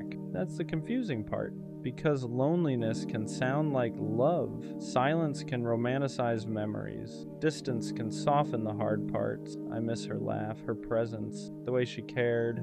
But I also have to remember why it ended. The miscommunication, the emotional gaps, the moments we both felt unseen. Love alone isn't always enough to rebuild something, because going back requires more than feelings. It requires change, growth, accountability, consistency you didn't have before. And if I can't honestly say, I've grown into someone who can love her better, then missing her isn't a reason to reopen the door. Sometimes you can love someone deeply and still let them go with respect. Loving her changed me, not in a dramatic way, in a quiet, permanent way. She made me more aware, more reflective, more honest with myself. I can't love casually anymore. I can't ignore emotional gaps. I can't pretend effort doesn't matter, because I've seen what real investment looks like. And once you experience that, your standards shift. You stop entertaining half effort. You stop confusing attention with intention. You stop thinking bare minimum is enough. She didn't just teach me how to love, she showed me how I need to be loved. And even though it didn't last, it wasn't meaningless. Some people aren't meant to stay forever. They're meant to upgrade you. Loving her set a new standard. And that's something I can't undo. I can't go back to surface level conversations. I can't go back to inconsistent effort. I can't go back to love that feels half present, because I've felt what depth feels like. I've felt what it's like to be understood without over-explaining, to be cared for without asking twice, to be chosen without confusion. And once you experience that, you can't pretend it doesn't matter. It ruined average for me. Not in a bitter way, in a mature way. Now I know what intentional love looks like. Now I know what emotional safety feels like. Now I know what real effort is, and I won't lower that standard just because I miss her. Loving her made me more careful, but not closed off, more intentional. I don't rush feelings anymore. I don't say I love you just because it feels right in the moment. I don't assume connection automatically means compatibility. I pay attention now to effort, to consistency, to whether we're building or just vibing. Because when you've loved someone deeply and lost them, you understand the weight of it. Love isn't casual to me anymore. It's responsibility, it's discipline. It's showing up even when it's inconvenient. And maybe that's the real proof that I loved her. She didn't make me bitter, she made me intentional. Was loving her worth it? Even though it ended? Yeah. Because not all love is meant to last forever. Some love is meant to teach you who you are, who you're not, who you're becoming. I loved her, and even though we didn't make it, that love wasn't wasted. It showed me my gaps. It exposed my immaturity. It forced me to grow. It raised my standards. It deepened my emotional awareness. It changed how I show up now, and that matters, because one day when I love someone again, I'll love clearer, stronger, more consistently, not because I forgot her, but because loving her made me better. So yeah, it hurt, it ended, but I really did love her, and that will always mean something. You know what actually hurts? Wanting to be in love, but realizing you can't stay in it. You finally meet someone good, they're kind, they're loyal, they care about you in a way that feels real. On paper, they're everything you're supposed to want, and for a moment you think, maybe this is it, but then they like you back, and something in you shuts off, not slowly, not gently. It's like the feeling disappears overnight. You try to force it. You tell yourself to be grateful. You try to match their energy, their effort, their love, but instead of growing closer, you start pulling away. You notice flaws that didn't bother you before. You get irritated over small things. You find reasons to create distance, and suddenly you're the problem. On the outside, it looks like you're sabotaging something good, like you're avoiding someone who treats you right. But inside, it feels worse than that. It feels suffocating, because even when you try to stay, it feels like you're trapped in something you can't feel the way you're supposed to. The messed up part, you still care. Somewhere deep down, you don't want to hurt them. You don't want to be cold. You don't want to be the reason someone feels unwanted, but you also don't know how to love them without losing yourself. And that kind of conflict turns love into guilt. What's confusing about this feeling is that it only shows up with the right kind of person, not the chaotic ones, not the ones who make you anxious, not the ones who disappear and keep you guessing. It happens with the ones who are steady, the ones who reply, who show up, who don't play games with your emotions, and instead of feeling safe, your body reacts like something's wrong. You don't feel excitement, you feel pressure, not because they're asking for too much, but because they're offering consistency, and you don't know how to relax inside it. There's no chase, no uncertainty, no emotional roller coaster to distract you. So your mind starts searching for escape routes. You tell yourself you're bored, that the spark is gone, that something feels off, and even if you can't explain why. But deep down, it's not disinterest, it's unfamiliarity, because when you're used to love being unstable, peace can feel empty. And when you're used to earning affection, being chosen freely can feel undeserved. So instead of leaning in, you pull away, you create distance so you can breathe again, not because they're hurting you, but because closeness is touching something unhealed. And that's the part nobody prepares you for. Sometimes the problem isn't that you don't want love, it's that you've never learned how to stay when love doesn't hurt. At some point, this starts to mess with how you see yourself, because now you're not just confused, you're guilty. You look at them and think, yeah, they didn't do anything wrong. They're patient, they're kind, they're trying, and you're the one pulling back. So you start labeling yourself cold, broken, unappreciative, the person who ruins good things. From the outside, it looks simple. Why would you walk away from someone who treats you right? But what they don't see is how trapped you feel inside the expectation to feel something you can't force. You don't hate them. You hate the pressure to become the version of yourself that knows how to stay. So instead of being honest, you distance yourself, you reply slower, you stop initiating.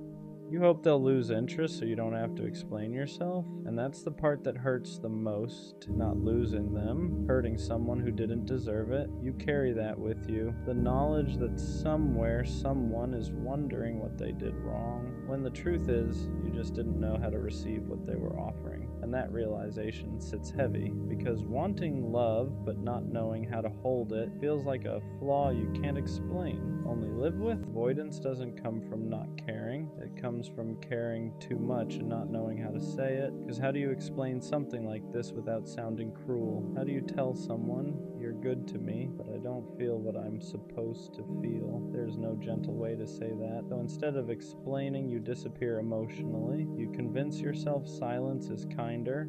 That distance will hurt less than honesty, but silence creates its own kind of damage. They feel it, the shift, the hesitation, the way your energy isn't the same anymore, and you feel it too. Every message feels heavier. Every interaction feels like a reminder that you're failing at something that should be simple, so you keep avoiding the conversation, hoping clarity will show up on its own, but it doesn't. All that grows is resentment, not toward them, but toward yourself, because now you're stuck between two fears, hurting them by telling the truth, or hurting them slowly by pulling away, and avoidance feels safer in the moment because it delays the guilt, but it doesn't remove it, it just stretches it out, and the longer you stay quiet, the harder it becomes to speak honestly at all. If you look closer, this pattern isn't about them at all. It's about what closeness brings up in you, because real healthy affection doesn't distract you from yourself. It brings you face to face with things you buried, old fears, old wounds, old beliefs about what love costs. When someone is consistent, there's nowhere to hide. You can't blame mixed signals, you can't blame distance, you can't blame uncertainty. All that's left is you, and the part of you that learned early on that love comes with pressure. Pressure to be enough, pressure to stay, pressure to not mess it up. So your system does what it learned to do best. It pulls away before it can fail. Avoidance isn't rejection, it's self-protection. You're not running from them. You're running from the version of yourself that feels exposed when someone chooses you fully, because being wanted means being seen. And being seen means being vulnerable in ways you never learned were safe. So your mind flips the switch. You call it disinterest, you call it boredom, you call it not feeling it, but underneath all of that is fear, not of losing them, but of losing control. Eventually a realization starts to creep in. This isn't about love failing, it's about healing that hasn't happened yet. Because when someone offers you something real, it presses on the places you never finished healing, not because they're doing anything wrong, but because closeness exposes what avoidance kept quiet. Love asks questions you've been dodging. It asks you to be present. It asks you to trust consistency. It asks you to stay when things feel uncomfortable instead of dramatic. And if your past taught you that love comes with loss, your body reacts before your mind can explain it. So instead of leaning in, you shut down, not because you don't care, but because caring activates fear, fear of dependency, fear of responsibility, fear of becoming someone who needs another person, because somewhere along the way, you learned that needing someone meant giving them the power to hurt you. So when love shows up calm and steady, your nervous system mistakes it for danger, and you don't realize what's happening until later, after you've already pulled away, after you've already created distance, after you've already blamed yourself. But this moment matters because once you see that this isn't disinterest, it's unhealed fear, you stop calling yourself broken, you start calling it what it is, a signal. Once you see the pattern, something changes, not overnight, not perfectly, but you stop running on autopilot. You start noticing the moment your body wants to pull away, the urge to detach, the instinct to create distance the second things feel real, and instead of obeying it immediately, you pause. You ask yourself, am I actually uninterested, or am I uncomfortable? That question alone changes everything, because discomfort isn't a red flag, it's a signal. It tells you something important is happening, something unfamiliar, something that requires presence instead of escape. So instead of disappearing, you stay a little longer. You don't force feelings, you don't fake certainty. You just allow yourself to exist inside the discomfort without punishing it. You start choosing honesty over avoidance, not brutal honesty, gentle honesty. I'm confused, I'm scared, I don't know what I'm feeling yet. And for the first time, connection doesn't feel like a trap. It feels like practice. Practice staying, practice communicating, practice letting someone see you without immediately taking that away. You realize something important here. You don't have to feel everything at once. You don't have to be sure. You just have to stop abandoning yourself the moment love asks you to be present. At the end of all this, you start to understand something clearly. Love was never the problem. Fear was. Fear was the thing turning care into pressure. Fear was the thing making making peace feel boring. Fear was the thing convincing you that pulling away was safer than staying. When fear stops leading, love feels different. It's quieter, slower, less dramatic. It doesn't hit like chaos. It doesn't demand certainty right away. It doesn't make you feel trapped. It gives you space to exist without disappearing. Real love doesn't ask you to force feelings. It doesn't punish confusion.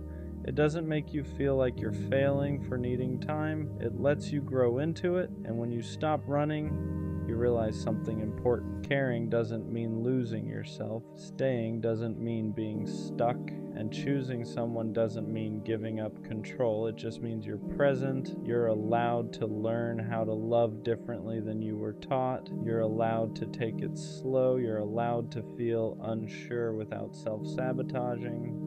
And most of all, you're allowed to stop hating yourself for struggling with something you were never shown how to do safely, because the moment love stops being about fear is the moment it finally starts feeling real. She made me feel loved, not in a loud way, not in a dramatic way, in a steady way. She checked in, she listened, she remembered the small things, and the crazy part? I didn't know what to do with it, because when you're used to chaos, consistency feels unfamiliar. When you're used to chasing, being chosen feels suspicious. She wasn't confusing, she wasn't distant, she wasn't playing games, she was just there. And for some reason, that scared me more than anything. Healthy love feels calm, and when you're used to chaos, calm can feel boring. There were no mixed signals, no guessing games, no hot and cold energy. She didn't make me question where I stood, and that was new. I was used to intensity, late-night arguments, emotional highs and lows, passion that felt like a roller coaster. With her, it was steady, and instead of relaxing into it, I started looking for something wrong. Because when you've been conditioned to associate love with anxiety, peace feels unfamiliar. You mistake stability for a lack of spark, consistency for predictability, security for missing something. But the truth, nothing was missing. I just didn't know how to receive love that didn't hurt first. Sometimes we don't sabotage love because we don't care. We sabotage it because we don't feel worthy of it. She showed up consistently, she communicated clearly, she didn't make me chase, and instead of feeling grateful, I felt exposed, because when someone loves you properly, they see you, not just the confident version, not just the charming version. The insecure parts too, the guarded parts, the parts that still haven't healed. And when you don't fully love yourself, being loved deeply feels uncomfortable.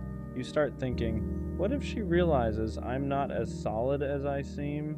What if she expects more than I can give? What if I mess this up? So you create distance first, you act unsure, you slow down, you convince yourself the timing isn't right, not because she wasn't enough, but because you didn't feel like you were.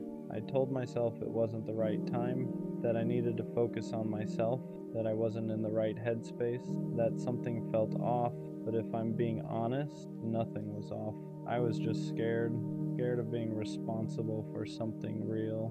Scared of being consistent, scared of not being able to hide behind confusion anymore. Because when someone loves you right, there's no chaos to blame, no mixed signals to point at, no drama to distract you. It's just clarity, and clarity means accountability. I couldn't say she didn't show up. She did. I couldn't say she wasn't serious. She was. So the only thing left to question was myself, and that's harder than walking away. You don't always realize what you had while you have it. Sometimes you realize it in the silence after, when the good morning texts stop, when the consistency disappears, when the calm you once questioned is suddenly gone. And that's when it hits. She wasn't boring, she was safe, she wasn't too available, she was intentional. She wasn't lacking spark, she just wasn't chaos. I confused stability with something missing because I was addicted to intensity. And now that it's quiet, I see it clearly. She wasn't asking for too much. She was offering exactly what I claimed I wanted, and the hardest part is realizing she didn't leave because she didn't care. She left because I hesitated. Growth doesn't always happen while you're in something good. Sometimes it happens after you lose it, after the silence, after the distance, after you sit alone with no one to blame but yourself. That's when reflection hits differently. You replay conversations, moments you brushed off, times she asked for reassurance and you gave her half answers, not because you didn't care, but because you weren't mature enough yet to handle something healthy. And the painful part, you finally become the version of yourself that she needed, clearer, more emotionally aware, more ready, but she's not there anymore. And that's the lesson. Sometimes the right person meets you at the wrong version of yourself, and losing them is what forces you to grow. Now the question is different. Do I reach back out, or do I let her have the peace I couldn't give her before because missing someone isn't the same as being ready for them? Regret can feel like growth, loneliness can feel like clarity, but are you actually different, or do you just miss how she made you feel? That's the part nobody talks about. It's easy to want someone back when you finally understand their value. It's harder to admit you might still not be the version they deserve. Reaching out isn't about easing your guilt. It's about being certain you won't repeat the same pattern. Because if she loved you right once, she deserves someone who can love her right back. And if that's finally you, then show up differently. If it's not, let her be loved properly by someone who was ready the first time. Being ready isn't about having your life perfect. It's about emotional responsibility. It's about being able to communicate without shutting down, being consistent without feeling trapped, being vulnerable without running when it gets real. I thought being ready meant having money right, career right, timing right, but she didn't need perfection. She needed presence. She needed reassurance without having to beg for it. She needed clarity without having to decode it. She needed someone who didn't confuse peace with boredom. And the truth, I wasn't emotionally disciplined enough. I like being loved, but I wasn't ready to love back at the same level. And that's the difference. Being ready means you don't just enjoy the love, you reciprocate it fully.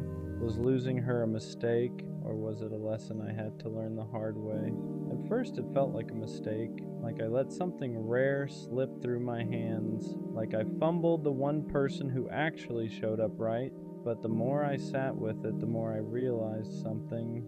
If I wasn't ready, I would have hurt her eventually. Not intentionally, not maliciously, but through inconsistency, through hesitation, through emotional immaturity. And she didn't deserve that. Sometimes the loss isn't punishment, it's preparation. Preparation to become the version of yourself who doesn't run from healthy love, who doesn't confuse peace with boredom, who doesn't sabotage stability.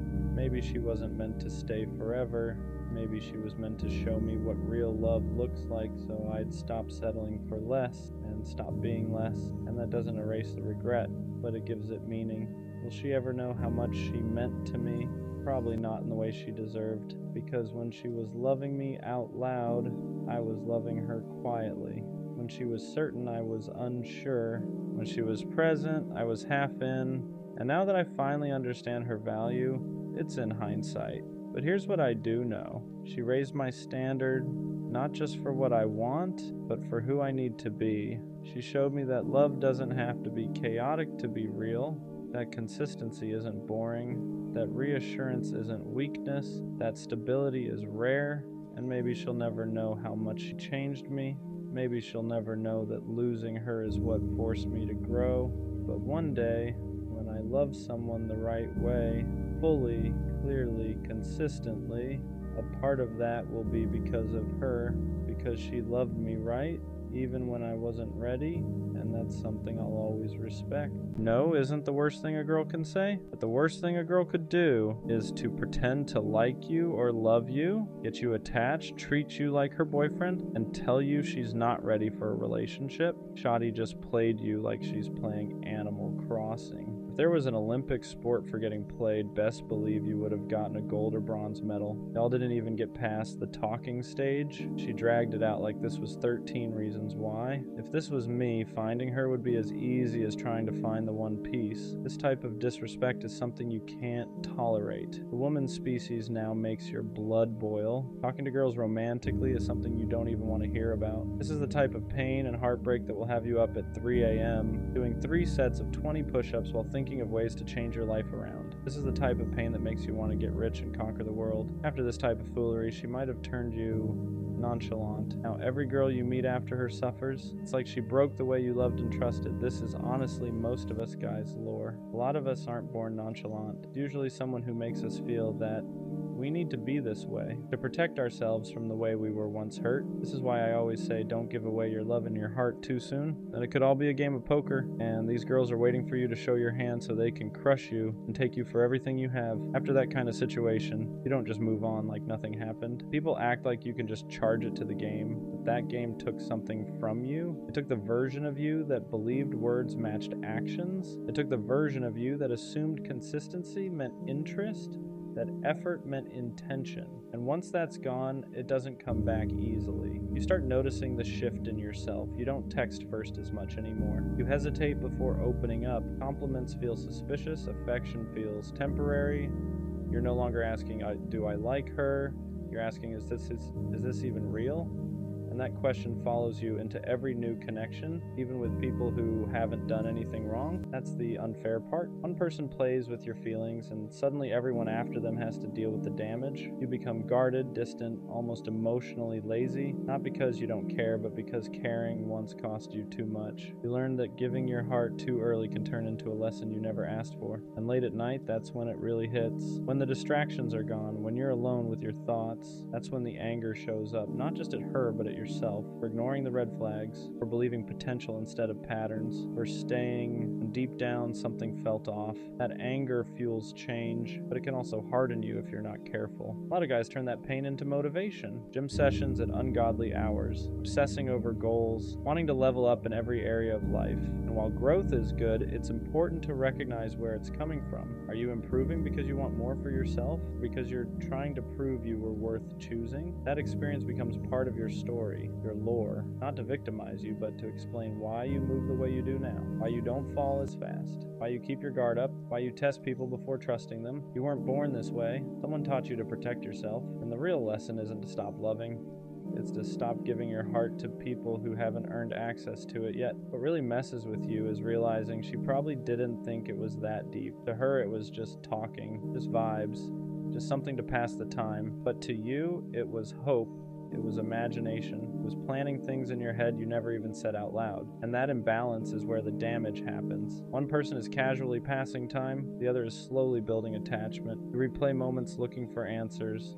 The good mornings, the late replies that still felt warm, the way she acted like she cared without ever committing to it, and you start asking yourself if you imagined it all, if you read too much into things, if you're the problem for feeling deeply in a world where people stay shallow on purpose. That's when trust starts cracking, not just trust in others, but trust in yourself. You stop believing your intuition because last time it led you straight into disappointment. So now you second guess everything. Is she flirting or just being nice? Does she actually like me or just like the attention? You become hyper aware, constantly scanning for signs that history is about to repeat itself. And the worst part is how it rewires your expectations. You go into new situations already bracing for impact, already assuming it won't last, already preparing for the moment they pull back and say they're not ready. So instead of enjoying the present, you're always waiting for the drop, always half gone even when you're still there. This is how people become emotionally unavailable without meaning to, not because they don't want love, but because love once felt like a setup, like something that was offered just to be taken away. So you start protecting yourself in quiet ways. You don't get excited too fast, you don't express how much you care. You keep things surface level until someone proves they're different. But here's the truth, nobody tells you. What happened to you wasn't weakness. It was sincerity, meeting someone who didn't know what they wanted. And that doesn't mean you should stop being sincere. It just means you have to be more selective with who you give that version of yourself to. After that kind of situation, something shifts in you. You're not loud about it, you don't announce it, but you feel it in the way you move. You stop leading with your heart and start leading with caution. You don't text first as much. You don't double text. You don't let yourself get excited over potential anymore. You tell yourself it's maturity, but deep down, it's fear wearing a calmer face. You start believing that caring less is safer, that being detached is smarter, that if you never let anyone get too close, they can't pull the rug from under you again. So you keep people at arm's length, you flirt without intention, you talk without expectation, you convince yourself this is control, but really it's armor. And sometimes you miss the old you, the version of you that loved freely, that didn't overthink every reply, that didn't feel embarrassed for being excited about someone. You miss how deeply you used to feel before it backfired. You don't know how to go back without risking the same pain again. That's how one situation can bleed into every future one. You start punishing people who haven't done anything wrong yet, not intentionally but subconsciously. You assume they'll leave, assume they'll switch up, assume they'll say they're not ready once you get attached, so you stay one step ahead emotionally, just in case. And the scary part is how normalized this becomes. People praise you for being nonchalant, for not caring too much, for being unbothered. They don't see the nights you still replay things in your head. They don't see how guarded you've become. They don't see how badly you still want something real, even though you act like you don't. But here's the part you need to hear. Becoming colder isn't healing, it's surviving. And survival is not the same as growth. You didn't lose because you cared. You lost because you cared about someone who wasn't capable of matching it. One day, someone will come into your life and your walls will confuse them. They'll feel the distance, they'll wonder why you hesitate, and you'll have to decide whether you're going to keep letting the past decide how you love, or whether you're ready to risk feeling again, this time with someone who actually means it. Here's the truth nobody really prepares you for. The hardest part isn't getting played, it's what happens after, when you meet someone new who actually treats you right, and you don't know how to receive it. Their consistency feels suspicious. Their interest feels too good to be true. When they text back fast instead of feeling secure, your mind starts asking, what's the catch? Because your brain remembers patterns, remembers how attention turned into attachment, and attachment turned into disappointment. So now every good thing feels temporary. You don't relax into love anymore, you brace for impact. You're always waiting for the switch up, the moment they pull away, the moment they say they're not ready, the moment you realize you were just another phase to them. And it's exhausting, because part of you wants to love again the way you used to. Fully, honestly, without holding back. But another part of you is screaming not to, telling you that being vulnerable is dangerous, that letting someone see you is how you get hurt, so you stay halfway in, halfway out. Enough to not be alone, but not enough to be devastated again. That's why you start confusing peace with boredom. Healthy love feels quiet compared to chaos. There's no guessing games, no mixed signals, no emotional roller coaster. And because you got used to inconsistency, stability feels unfamiliar, almost wrong. You catch yourself thinking, why isn't this hurting? Why am I not anxious? And that's when you realize how much damage was done. But healing doesn't mean you'll never be cautious again. It means learning when caution is protecting you, and when it's sabotaging something good. It means unlearning the belief that love has to hurt to be real. It means reminding yourself that not everyone is playing a game, even if someone once did. You're not broken for being guarded, you're human. You adapted. Don't let one person's inability to love you properly rewrite who you are at your core, because the version of you that loved deeply wasn't weak. That version was brave, and one day when it's safe again, you'll recognize that feeling, and you'll know it's finally real. What nobody tells you is that after being hurt like that, you don't become heartless overnight. You become careful. You start analyzing everything, tone, timing, energy. You replay conversations in your head, not because you're obsessed, but because you're trying to protect yourself from ever feeling that stupid again. You promise yourself you'll never miss the signs next time. So when someone new comes around, you don't jump in. You test the waters. You pull back just to see if they'll step forward. You stop texting first, not because you don't care, but because you're scared of caring more again. You don't want to be the only one invested. You don't want to be the one waiting ever again. And sometimes that defense mechanism costs you something real. The person in front of you isn't the one who hurt you. They're not playing games. They're not keeping you around for attention. They're just trying to get to know you, but your heart doesn't know the difference yet. It's still in survival mode. You might even catch yourself pushing them away emotionally, acting distant, acting unbothered, acting like you don't care as much as you actually do, because caring openly once led to pain, and you don't want to relive that lesson. You tell yourself you're just being smart now, more mature, more controlled. Deep down, there's a part of you that misses loving without fear, and that's the conflict. You want connection, but you don't want to bleed for it. You want intimacy, but only if it doesn't cost you your peace. So you move slow, you keep walls up, you tell yourself if it's meant to be, they'll stay. And if they leave, at least you didn't give them everything. Just know this. Healing isn't about rushing back into who you were before. It's about choosing who you want to be now. Someone wiser, someone more aware, but still open, still capable of real love. Because the goal was never to become cold, it was to stop giving your warmth to people who couldn't handle it. Here's the truth. Most people never say out loud. Becoming guarded doesn't mean you lost your ability to love. It means you finally learned your worth. There's a difference. You didn't harden because you're bitter. You hardened because you had to survive something that broke you when you were genuine. You remember how freely you used to give, how you didn't hesitate, how you showed up with your whole chest, no hesitation, no backup plan. You didn't measure effort, you didn't keep score, you just loved. And when that got taken advantage of, it didn't just hurt your heart, it shook your identity, it made you question if being that open was a mistake. So now you hesitate, you don't open up right away, you don't trauma dump, you don't promise things too early, you don't let people know how deeply you feel until they've proven they're safe. And that's not weakness, that's discernment, that's growth. But sometimes people misunderstand that version of you. They call you distant, nonchalant, emotionless. They don't see the emotional discipline it took to become this way. They don't see the nights you had to teach yourself how to let go, how to sit with silence, how to stop chasing explanations that were never coming. And yeah, it gets lonely sometimes because not everyone has the patience to get past your walls. Not everyone understands that consistency matters more to you now than words. That effort means more than promises. That actions are the only language you really trust. The right person won't rush you. They won't demand access to parts of you they haven't earned. They won't punish you for protecting yourself. They'll understand that loving you means moving at your pace, showing up even when you don't ask, being steady when you're cautious. You're not broken. You're recalibrated. You didn't lose your softness. You just learned to aim it better. And one day, when someone proves they can handle your heart without hurting it, you'll feel it, because you'll want to open up again, not out of fear of losing them, but because it finally feels safe to stay. What people don't realize is that the walls you built weren't meant to keep love out. They were meant to keep the wrong people from walking in and wrecking everything again. You didn't wake up one day and decide to be distant. You became distant after explaining yourself one too many times to people who never listened, after forgiving things you never should have had to forgive, after loving someone who treated your heart like something disposable. There was a version of you that believed effort would always be met halfway, that if you just loved harder, communicated better, stayed patient longer, things would work out. And when that belief collapsed, it didn't collapse quietly, it shattered, because you weren't just mourning a person, you were mourning the version of yourself that thought love was always safe. So now you watch patterns, you notice energy shifts, you pay attention to how people show up when it's inconvenient, not when it's easy. You don't get attached to potential anymore. You don't romanticize promises.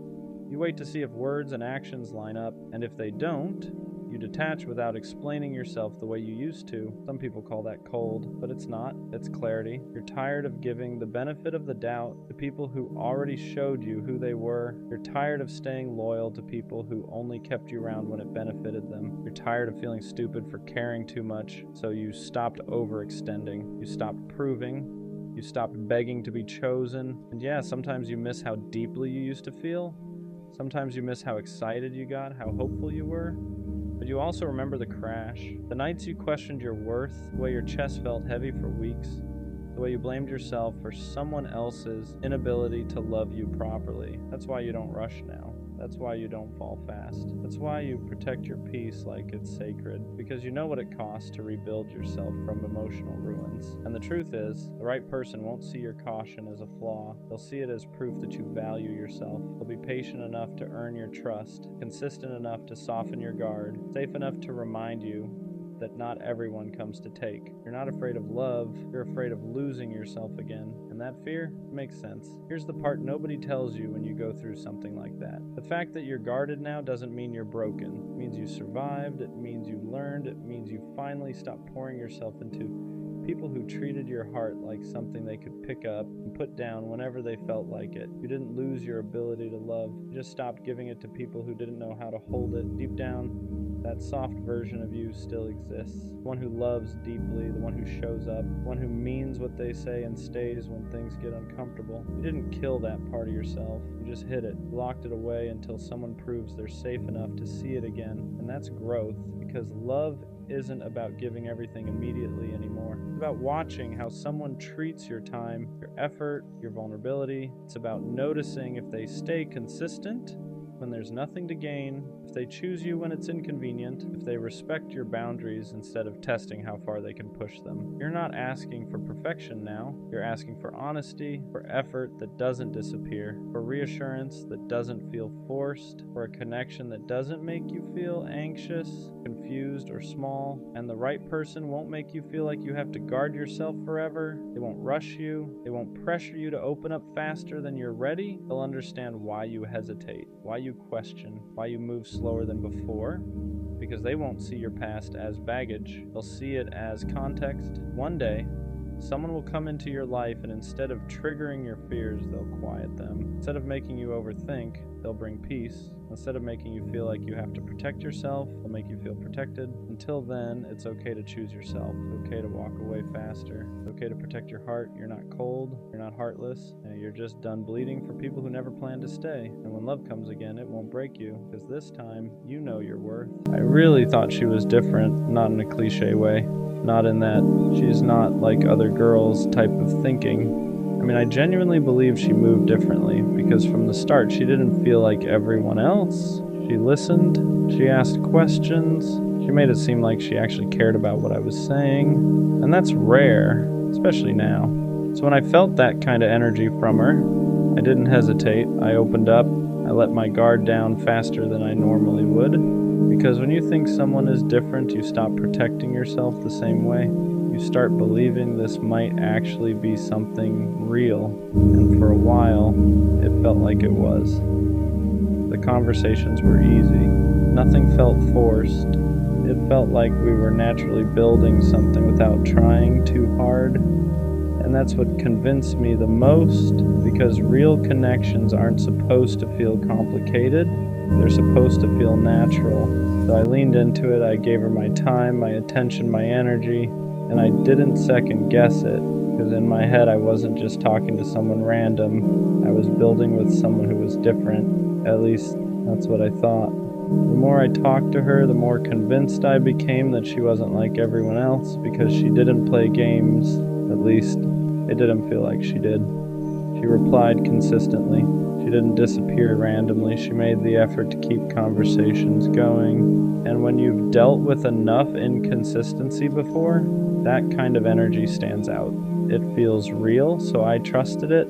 I stopped overthinking things. I stopped questioning her intentions, because when someone shows you consistency, it feels like proof. Proof that they're serious, proof that they're different, proof that this might actually go somewhere. And that's when I started investing more, not just time, but emotionally. I started letting her see parts of me I don't usually show right away.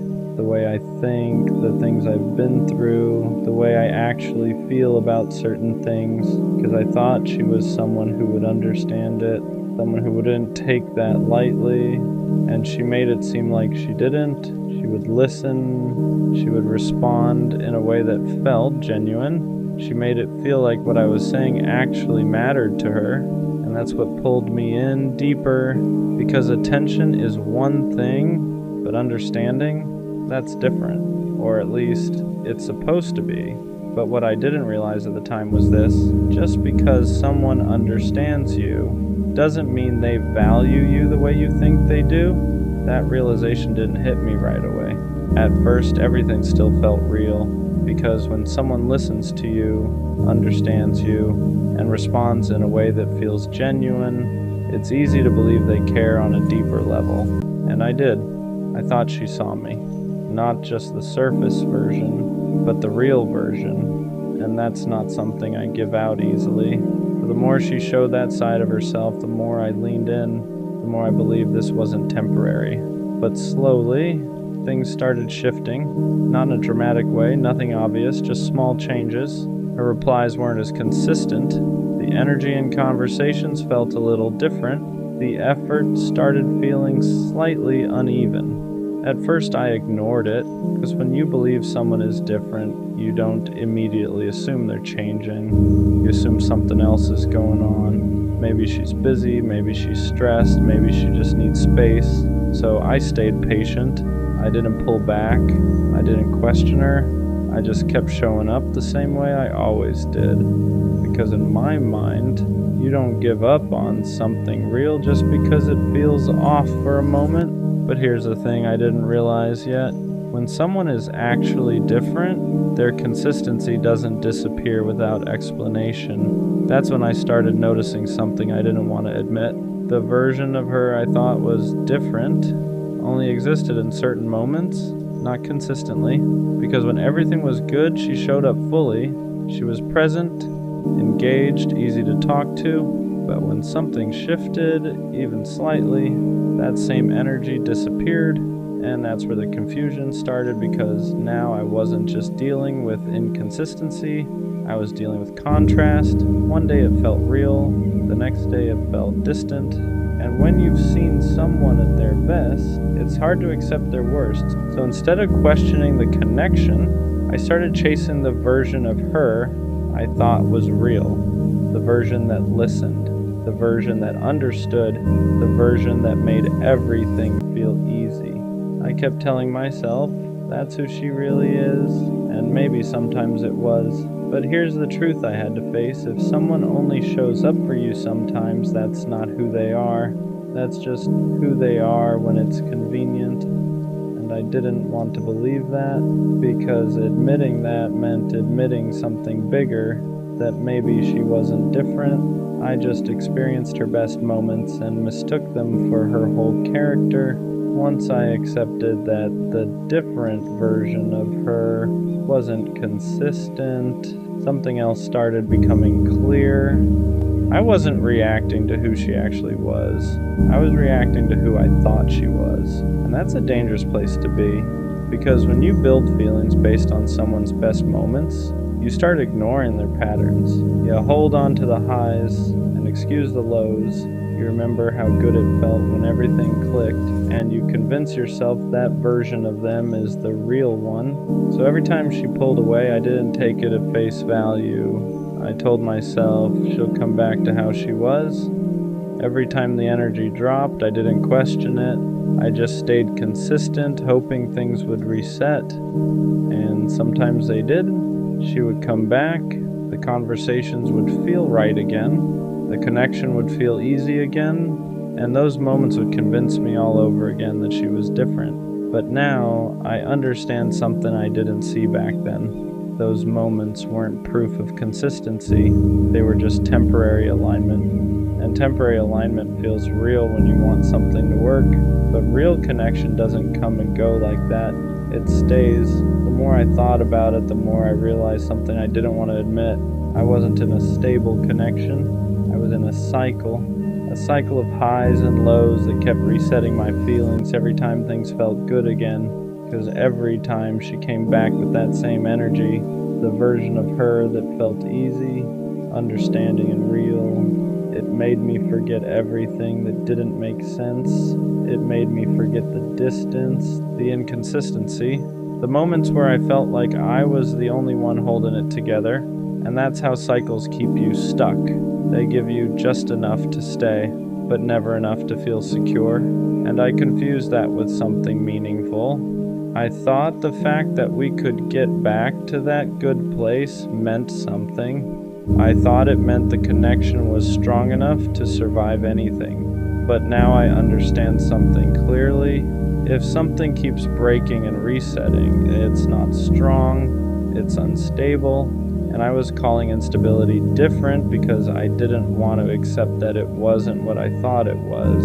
At some point, I had to stop focusing on how she was in her best moments and start paying attention to how she showed up consistently, because consistency tells you the truth, not the highlights, not the good days, not the moments where everything feels perfect. Consistency. And when I looked at that honestly, the picture changed. She wasn't always there, she wasn't always present, she wasn't always giving the same energy I was. And that's when it hit me. Someone who is actually different doesn't make you feel unsure about where you stand. They don't make you question their effort. They don't make you feel like you're chasing clarity. They give you that clarity naturally, and I didn't have that. I had moments of clarity mixed with long stretches of confusion, and confusion isn't what different feels like. Once I stopped chasing the version of her I wanted, everything started making more sense, because the truth is, she didn't change. I just started seeing her clearly. She was consistent in one way. She showed up when it was easy, when the energy was good, when the conversations were light, when everything felt natural. But when things required depth, consistency, effort over time, that's when the difference showed. And that's when I had to admit something to myself. She wasn't different in the way I thought. She was just different from what I was used to at the beginning. And I held on to that version too long. For a while, that realization hurt more than anything else because it made me feel like I misread everything, like I believed in something that wasn't actually there. But over time, I started understanding something important. I didn't imagine a connection. Those moments were real. They just weren't sustainable. And that's the difference. Something can feel real in the moment and still not be built to last. And I think that's what I experienced. Not something fake, just something temporary that I thought was permanent. So yeah, I thought she was different. And in some ways she was. She showed me a version of connection that felt real. She made it easy to open up. She made it feel like something deeper was possible. But being different at the beginning isn't the same as being consistent in the long run. And that's the lesson I had to learn, because the right person isn't just different when things are good. They're consistent when things aren't. They don't come and go. They don't leave you guessing. They don't make you question what you felt. They match it every time, so no. She wasn't the kind of different I thought she was, but now I know what real different actually looks like. And next time, I won't confuse moments for meaning. I don't think I've ever been someone's first choice. Not immediately. Not without hesitation. I've been liked, wanted, texted every day. But when it came down to it, there was always a pause. Let me think. I'm not sure what I want. The timing isn't right. And you start noticing a pattern. You're good enough to keep around. Good enough to talk to. Good enough to feel close to. But not good enough to be picked without doubt. And that does something to you. Because you don't want to compete. You don't want to prove yourself. You don't want to convince someone to see what's already there. You just want one person who doesn't hesitate. One person who doesn't compare you. Doesn't explore other options, doesn't need to figure it out, just chooses you. And when that hasn't happened yet, the question creeps in quietly. Is there something about me that makes people unsure? When you're never the first choice, you start overperforming. You become extra understanding, extra patient, extra available, you respond faster, you give more reassurance, you try to be easier to love. Because maybe if you're perfect enough, they won't hesitate. Maybe if you don't complain, don't ask for too much, don't pressure them, they'll finally pick you confidently. So you adjust, you downplay your needs, you accept the bare minimum, you tell yourself you're just being mature. But really, you're trying to secure a spot, you're trying to prove that you're worth choosing. And the painful part is this: even when you give your best, even when you're thoughtful, loyal, consistent, they still hesitate. And that's when it hits. It was never about you not doing enough. It was about them not being sure. And no amount of overperforming can fix someone else's uncertainty. After a while, it stops feeling like coincidence. It starts feeling like proof. Proof that maybe you're missing something, that maybe there's a quality you don't have, that maybe you're just almost exciting enough, almost attractive enough, almost unforgettable. And when you sit with that long enough, it begins to chip at your confidence. You start comparing yourself to the people they did choose. What do they have that I don't? What do they do differently? Why was it easier to commit to them? And the dangerous part? You begin to rewrite yourself in your head. Maybe I'm too available, too soft, too deep, or maybe not enough of something else. So you question your personality, your timing, your worth. But here's the truth that hurts before it heals. Someone else's preference is not a measurement of your value. You can be incredible and still not be someone's first choice. Not because you're lacking, but because alignment isn't forced. And just because someone didn't see you clearly doesn't mean you weren't clear. It just means they weren't your person. At some point you get tired, not bitter, not angry, just tired. Tired of feeling like you're competing without signing up for a competition. Tired of being compared to other options. Tired of waiting for someone to decide. Tired of proving you're worth choosing. And something shifts. You stop trying to outshine anyone. You stop adjusting yourself to win. You stop playing it cool just to stay in the running. Because love isn't supposed to feel like auditions. You shouldn't have to outperform someone to be valued. You shouldn't have to worry about whether you're the best option available. You either align or you don't. And once you realize that, you stop competing.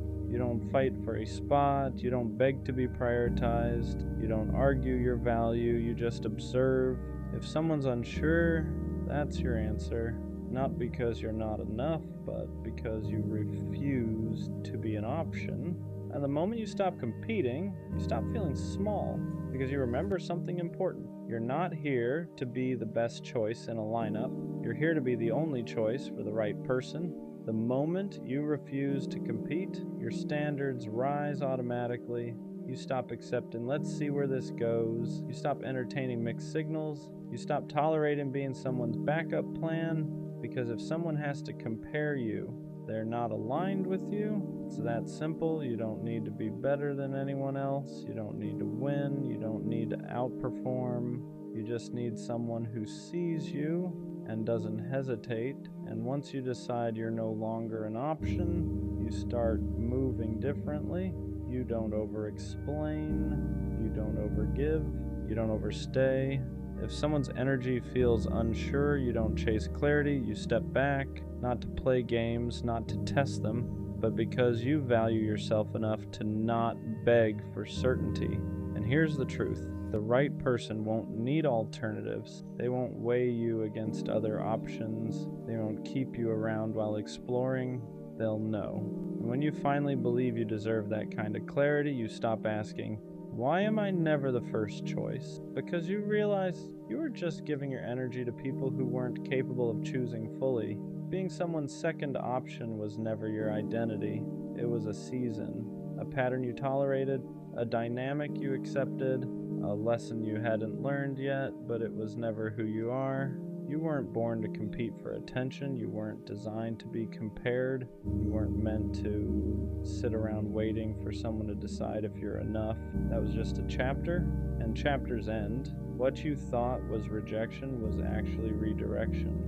Because imagine being fully chosen by someone who had to debate it. Imagine building something with someone who once hesitated. That foundation would always feel shaky. So maybe not being first protected you from being second in someone's heart. Maybe every time someone paused, it was life removing you from something that wasn't certain. You weren't overlooked, you were misaligned. And misalignment isn't failure, it's filtering. You're not destined to be the second option. You were just learning what it feels like, so you'd never accept it again. Everything changes when you stop identifying as the almost. You stop saying, this always happens to me. You stop expecting to be overlooked. Stop bracing for hesitation. Stop assuming you'll be compared. Because when you carry the identity of being second, you unconsciously accept second place behavior. You tolerate inconsistency. You excuse uncertainty. You stay longer than you should. But the moment you decide that's not who you are, your tolerance drops. You don't romanticize mixed signals. You don't wait around for someone to decide. You don't attach yourself to potential. You start moving like someone who expects clarity, and that energy is different. You ask direct questions. You communicate directly. You walk away directly, not because you're cold, because you're done being confused. You're not almost. You're not maybe. You're not will see. You're either fully chosen or you're unavailable. And once you internalize that, the pattern breaks because you no longer accept roles that don't fit you. Being someone's first choice starts with being confident enough to walk away. Because if you're afraid to lose them, you'll accept almost. You'll accept, I'm not ready. You'll accept, I need time. You'll accept being kept around while they figure it out. Not because you're weak, but because you don't want to lose the connection. But here's the shift. The moment you realize you're okay walking away, you stop settling for hesitation. You stop clinging to potential. You stop negotiating your worth. You stop staying where you feel unsure. And that energy changes everything. You don't threaten to leave. You don't play games. You just won't stay where you're not certain. And when someone feels that, they either step up or they step out. Both are clarity, because being someone's first choice isn't about demanding it. It's about being willing to lose anything that doesn't offer it. And once you're strong enough to walk away from confusion, you stop ending up in it. The right person won't make you question your position. You won't have to decode their text. You won't have to wonder where you stand. You won't have to compete with silence. When someone is sure about you, it shows in consistency, in effort, in how they talk about you, in how they prioritize you. There's no gray area, and that's what you've been missing. Not love, not attraction, not chemistry, clarity. Because every time you felt like you weren't the first choice, it wasn't because you lacked something, it was because the situation lacked certainty. The right connection won't feel like a tryout. It won't feel like you're waiting for results. It won't feel like you're one option among many. It will feel stable, secure, intentional. And when you experience that, you'll realize something important. You were never asking for too much. You were just asking the wrong people. So why was I never the first choice? The truth, because I was entertaining people who weren't capable of choosing fully. It was never about my worth, never about me lacking something, never about me being second best. It was about alignment. I was trying to be first in rooms where I was only an option. And once I stopped accepting that role, everything changed. I don't compete anymore. I don't overperform. I don't wait to be picked. If someone hesitates, I step back. If someone compares, I remove myself. If someone isn't sure, I let them find certainty somewhere else. Because I finally understand something. The right person won't struggle to choose me. They won't need alternatives. They won't need time to decide if I'm enough. They won't treat me like a possibility. They'll treat me like a decision. And until that shows up, I'm not missing out. I'm filtering. So I'm done asking, why am I never the first choice? Now the question is simpler. If I'm not your first choice, why are you still an option for me? And that's the shift. I don't care how corny it sounds. I'm not going to stop being a lover, not until I get the kind of love I've always imagined, the kind where there's no confusion, no wandering attention, no half-interest disguised as effort, just one person and a world that feels smaller because of it. I want love where focus doesn't drift, where nobody else even registers, where loving them feels instinctive, not forced. The kind of love that doesn't try to be cinematic, it just is. Two people driving with no destination, standing in open fields, traveling for no reason other than wanting to be together. The kind of love you don't just feel in your chest, you feel it in your soul, hot, intense, alive. And I don't understand how people walk around pretending that kind of love doesn't matter. Like love is casual, like attachment is embarrassing, like caring deeply is something you should hide, because love is everything. It's sharing the world with someone, learning their habits, reading their moods, knowing them in ways no one else does. It's going from stranger to someone you can't imagine life without. And yeah, love comes with risk, heartbreak, loss, pain, but I'm here for all of it, because if that's the price of loving deeply, I'll pay it. I'll take the uncertainty, I'll take the scars, I'll take the ache that comes with caring. What makes it hard sometimes isn't loving deeply, it's loving deeply in a world that pretends not to care. People act like being attached is weak, like wanting someone fully is desperate. They call it being nonchalant. They call it cool. They call it protecting yourself. But to me, it just feels empty. I don't want love that's casual. I don't want half interest. I don't want to pretend I wouldn't be devastated if I lost someone I truly cared about. I want to feel it, all of it. I want the kind of love where my heart is completely in, no exits, no backups, no pretending. And yeah, that makes me vulnerable. It means I get hurt easier. It means I feel things more intensely, but I'd rather feel everything than live numb just to look unbothered. Because loving deeply isn't weakness, it's courage. It takes guts to say, I want you fully. I'm choosing you. I'm not scared to care.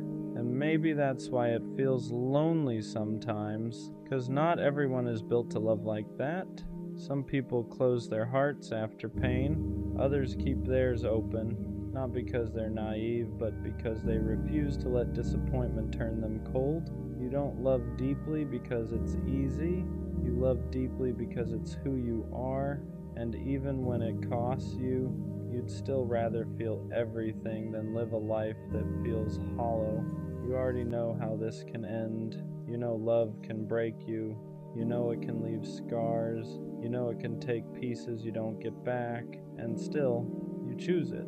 Not because you're reckless, not because you're desperate, but because a life without love feels smaller than a life with heartbreak. You're not chasing perfection, you're chasing connection. The kind that makes ordinary moments feel alive, the kind that makes the world feel louder and quieter at the same time.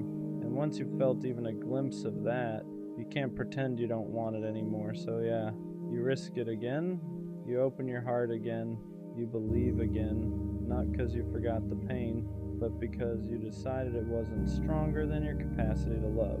Being a lover boy doesn't mean you ignore reality, it means you face it and still choose love anyway. You're not asking for perfection, you're asking for presence, for a love that feels mutual, chosen, clear, and wanting that doesn't make you unrealistic, it makes you honest, because once you know how deeply you can love, you stop settling for anything that asks you to dim that fire. So, no, the lover boy in you isn't dying, he's just waiting. And when the right love finally arrives, he'll be ready. What people don't realize is how much strength it takes to stay soft in a world that rewards detachment. It's easier to act unbothered, easier to keep things light, easier to pretend you don't care that much, but you were never built that way. You don't love halfway, you don't feel quietly. When you care, it shows in your effort, in your loyalty, and how present you are. And that's exactly what people try to shame out of you. They tell you you're too much, too attached, too intense. Like love is something you're supposed to ration. So sometimes you wonder if you should change, if caring less would protect you, if closing off would finally make things easier. But every time you try, it feels wrong, because pretending not to care cost you more than heartbreak ever did. You don't want to love where you're constantly monitoring yourself, where you have to downplay your feelings to seem cool.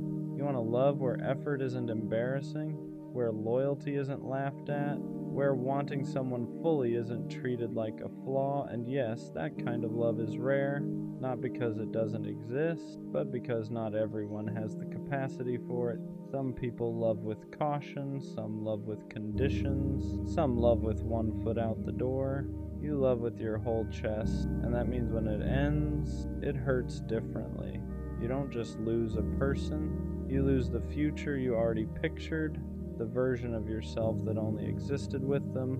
But even after that pain, you don't harden, you don't turn cold, you don't become bitter, you grieve, and then you stay open. Not because you're naive, but because you understand something others don't. Love isn't dangerous, avoidance is. A life spent protecting yourself from ever being hurt is a life spent never being fully alive. So you keep choosing love, even when it costs you, even when it scares you. Because being a lover was never about guarantees, it was about courage. And no matter how many times the world tells you to be smaller, to care less, to guard your heart, you don't. Because the lover boy in you knows one truth: a heart that can love deeply is never something to be ashamed of. People who love like you often feel out of place, not because there's something wrong with them, but because the world isn't built for hearts that don't know how to love halfway. You walk into spaces where everyone is guarding themselves, where effort is calculated, where caring too much is treated like a mistake you should have learned from by now. And you can feel it, the hesitation, the emotional distance, the way people keep one foot out the door just in case. Meanwhile, you're standing there ready to choose someone fully if they'd just meet you halfway. That contrast can feel isolating. You start wondering if you're outdated, if your way of loving belongs to another time, another kind of world, because it feels like everyone else is playing it safe while you're still willing to risk your heart, and that makes you stand out. Not loudly, but deeply. You don't bond casually, you don't talk just to fill silence. When you connect, you notice things others miss. You remember details people forget. You show up in ways that don't disappear easily. And that kind of presence can be uncomfortable for people who aren't ready to be seen that closely. So they pull back, they joke about you caring too much. They call your intensity a lot, not because it is, but because they don't know how to match it. That's the part that hurts, realizing you're not too much, you're just too deep for people who only know how to skim the surface. You don't want love that feels convenient, you want love that feels intentional. You don't want someone who chooses you when it's easy. You want someone who chooses you because they mean it. And yeah, that narrows the field. It means you'll feel alone sometimes. It means you'll walk away more than you stay. It means you won't fit everywhere. But fitting everywhere was never the goal. The longing was. The lover boy in you isn't broken because he doesn't blend in. He just hasn't found the place where his kind of love is spoken fluently. And when he does, it won't feel like standing out anymore. It'll feel like coming home. Loving this deeply almost always comes with loneliness first. Not because you're doing something wrong, but because alignment takes time. When you love with your whole heart, you don't rush into anything just to feel chosen. You don't settle for attention that fades. You don't accept half presence just to avoid being alone. And that means there are stretches where it feels like everyone else has someone and you don't. You watch people pair up quickly, jump from connection to connection, call it love because it fills the space, and sometimes you wonder if you're being too patient, too selective, too unwilling to compromise. But deep down, you know the truth. You're not afraid of being alone.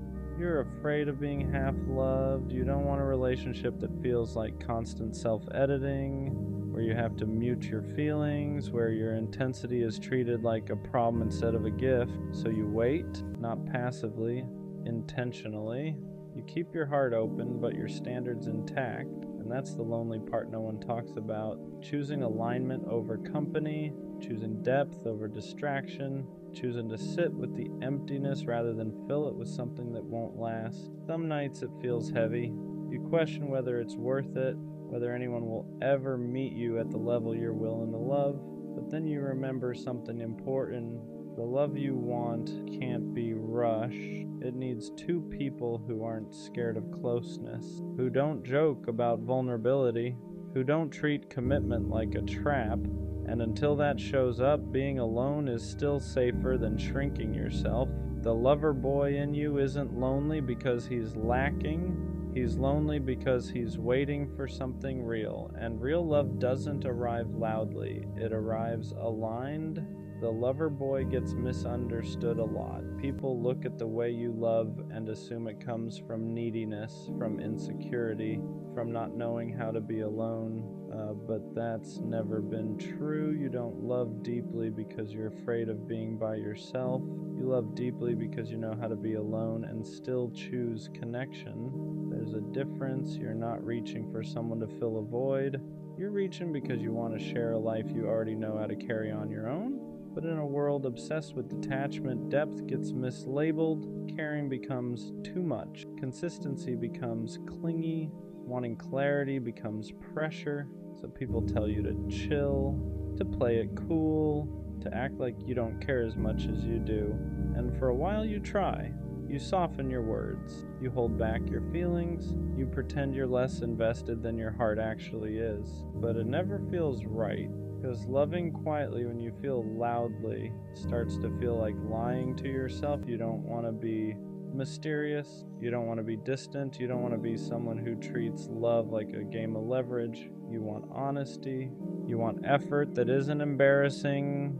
Commitment that isn't mocked. Connection that doesn't require you to minimize who you are. And the truth is, people who can't handle that were never going to meet you where you stand anyway. They confuse emotional availability with weakness because they've never felt safe enough to offer it themselves. So they pull away, they joke, they keep things light, not because you're too much, but because your depth asks them to be real. and not everyone is ready for that. The lover boy isn't misunderstood because he loves wrong. He's misunderstood because he loves honestly in a world that prefers control. And one day, someone won't ask you to tone it down. They won't call your care extra. They won't flinch at your intensity. They'll recognize it because they've been looking for someone who loves like you, without fear, without games, without holding back. One thing people get wrong about you is thinking you lose yourself in love, that you disappear, that you abandon who you are, just keep someone close. But that's not what loving deeply means to you. You don't give your heart away blindly. You give it intentionally. You're aware of the risk. You feel the fear. You know exactly how much it can hurt, and you still choose to love, not because you don't value yourself, but because you refuse to live guarded out of fear. There's a difference between protecting your heart and closing it. Closing it is pretending you don't care. Protecting it is knowing when to walk away without turning cold. And that's something you had to learn the hard way. You've loved people who couldn't meet you emotionally, who enjoyed your warmth but never offered shelter in return. And each time you didn't lose your softness, you refined it. You learned to notice effort, to listen to consistency, to believe actions more than potential. You learned that loving deeply doesn't mean tolerating confusion. It doesn't mean waiting forever. It doesn't mean accepting less than what you give. So now you love with boundaries, not walls, boundaries. You stay open, but you don't stay where you feel unseen. You express yourself, but you don't beg to be understood. You give fully, but only where there's room for you. That's growth. The lover boy in you didn't harden, he matured.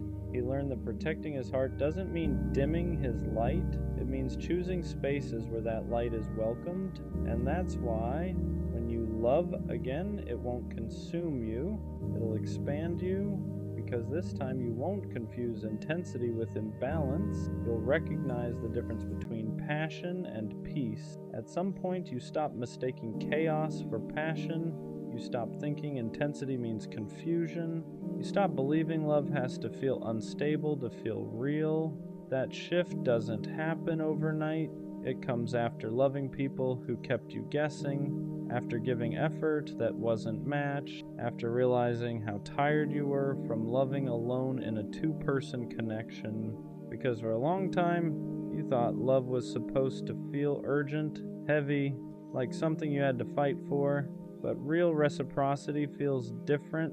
It doesn't spike your anxiety. It doesn't make you question your place. It doesn't leave you replaying conversations or wondering if you asked for too much. Mutual love feels calm, not boring, steady.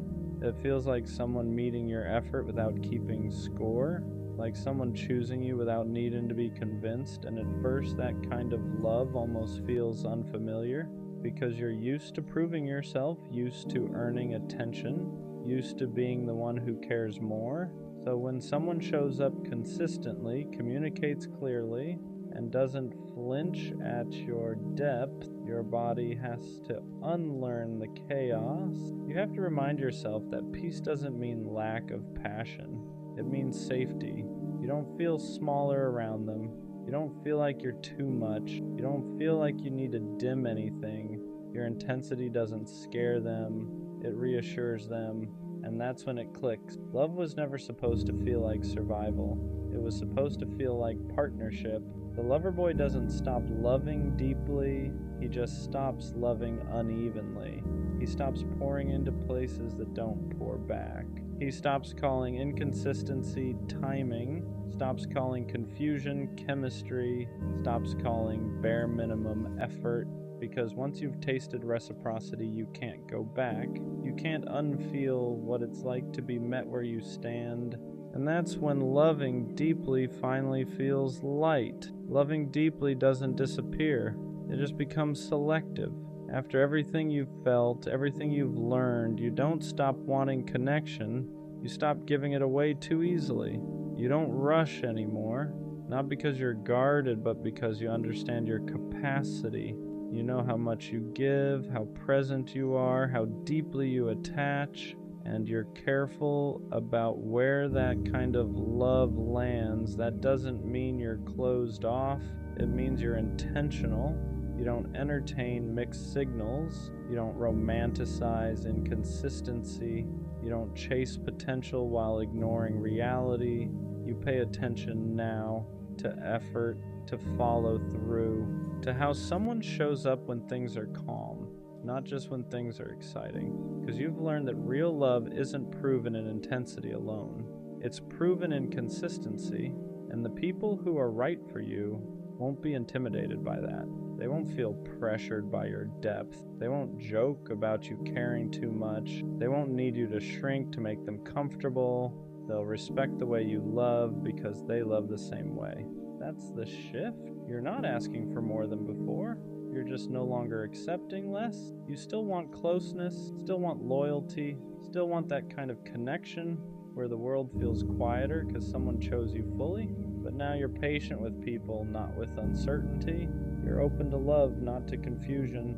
And that's how the lover boy grows. Not into someone colder, but into someone clearer. Someone who knows that loving deeply isn't about giving your heart to everyone who shows interest. It's about giving it to someone who knows how to hold it. Before the right love shows up, the lover boy is usually alone for a while. Not because he can't find connection, but because he refuses to force it. He's learned what happens when you fill space just to avoid loneliness, how quickly comfort turns into compromise, how easy it is to lose yourself when you accept something that doesn't fully meet you. So he chooses solitude instead, and solitude teaches him things love never could. It shows him who he is without anyone else's expectations, without adjusting his emotions, without holding back his intensity to make someone stay.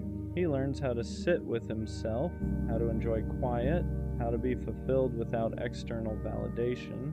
And that's important because when you know how to be alone, you stop accepting love that feels like abandonment in disguise. During this time, he doesn't become detached, he becomes clear about what drains him, clear about what feels safe, clear about the kind of love that actually aligns with who he is. He stops craving attention, stops mistaking chemistry for compatibility, stops confusing being wanted with being understood. And yes, some days are heavy. He still wants connection, still imagines sharing moments with someone, still feels that pull toward closeness. But the difference now is that he won't trade his peace for proximity. He knows the right love won't require him to chase, won't ask him to question his worth, won't make him feel like he has to earn care. So he waits, not anxiously, not desperately, but confidently, because he understands something now. Being alone isn't a punishment. It's preparation. It's a space where he becomes exactly the version of himself the right love will recognize immediately. And when that love finally arrives, it won't feel like relief. It'll feel familiar. The lover boy was never naive. He knew what love could cost him. He knew how deeply it could hurt. He knew it could break him, leave marks he'd carry for years, and he chose it anyway. Not because he didn't understand the risk, but because a life without love felt smaller than a life with scars. For a long time, he thought loving this way was a flaw, something he'd eventually outgrow, something pain was supposed to cure, but it never did. Every heartbreak slowed him down, made him more careful, more aware, but it never killed that part of him that wanted connection, because loving it deeply was never a phase. It was part of his design. He wasn't meant to love casually. He wasn't built for half interest or emotional distance. He was built to choose one person and mean it. That's why it hurt more. That's why waiting felt heavier. That's why walking away took courage. But all of it shaped him. It taught him boundaries without bitterness, standards without arrogance, patience without self-abandonment. So now, when he looks back, he doesn't regret loving the way he did. He doesn't regret caring too much. He doesn't regret believing. He doesn't regret wanting something rare, because one day someone will meet him in that same place. They won't flinch at his intensity. They won't joke about his softness. They won't treat his loyalty like it's replaceable. They'll recognize it. And when that happens, everything will feel different. No anxiety, no confusion, no wondering where he stands, just clarity, effort that feels mutual, love that feels chosen, connection that doesn't require him to dim anything. And suddenly, all the waiting makes sense. Not because it was easy, Dios, but because it protected him from settling for less than he was capable of giving. So no, the lover boy doesn't die, he doesn't disappear, he doesn't harden into someone unrecognizable. He just learns who deserves him, and when the right love finally arrives, he won't have to prove anything. He'll simply be met, and that's all he ever wanted.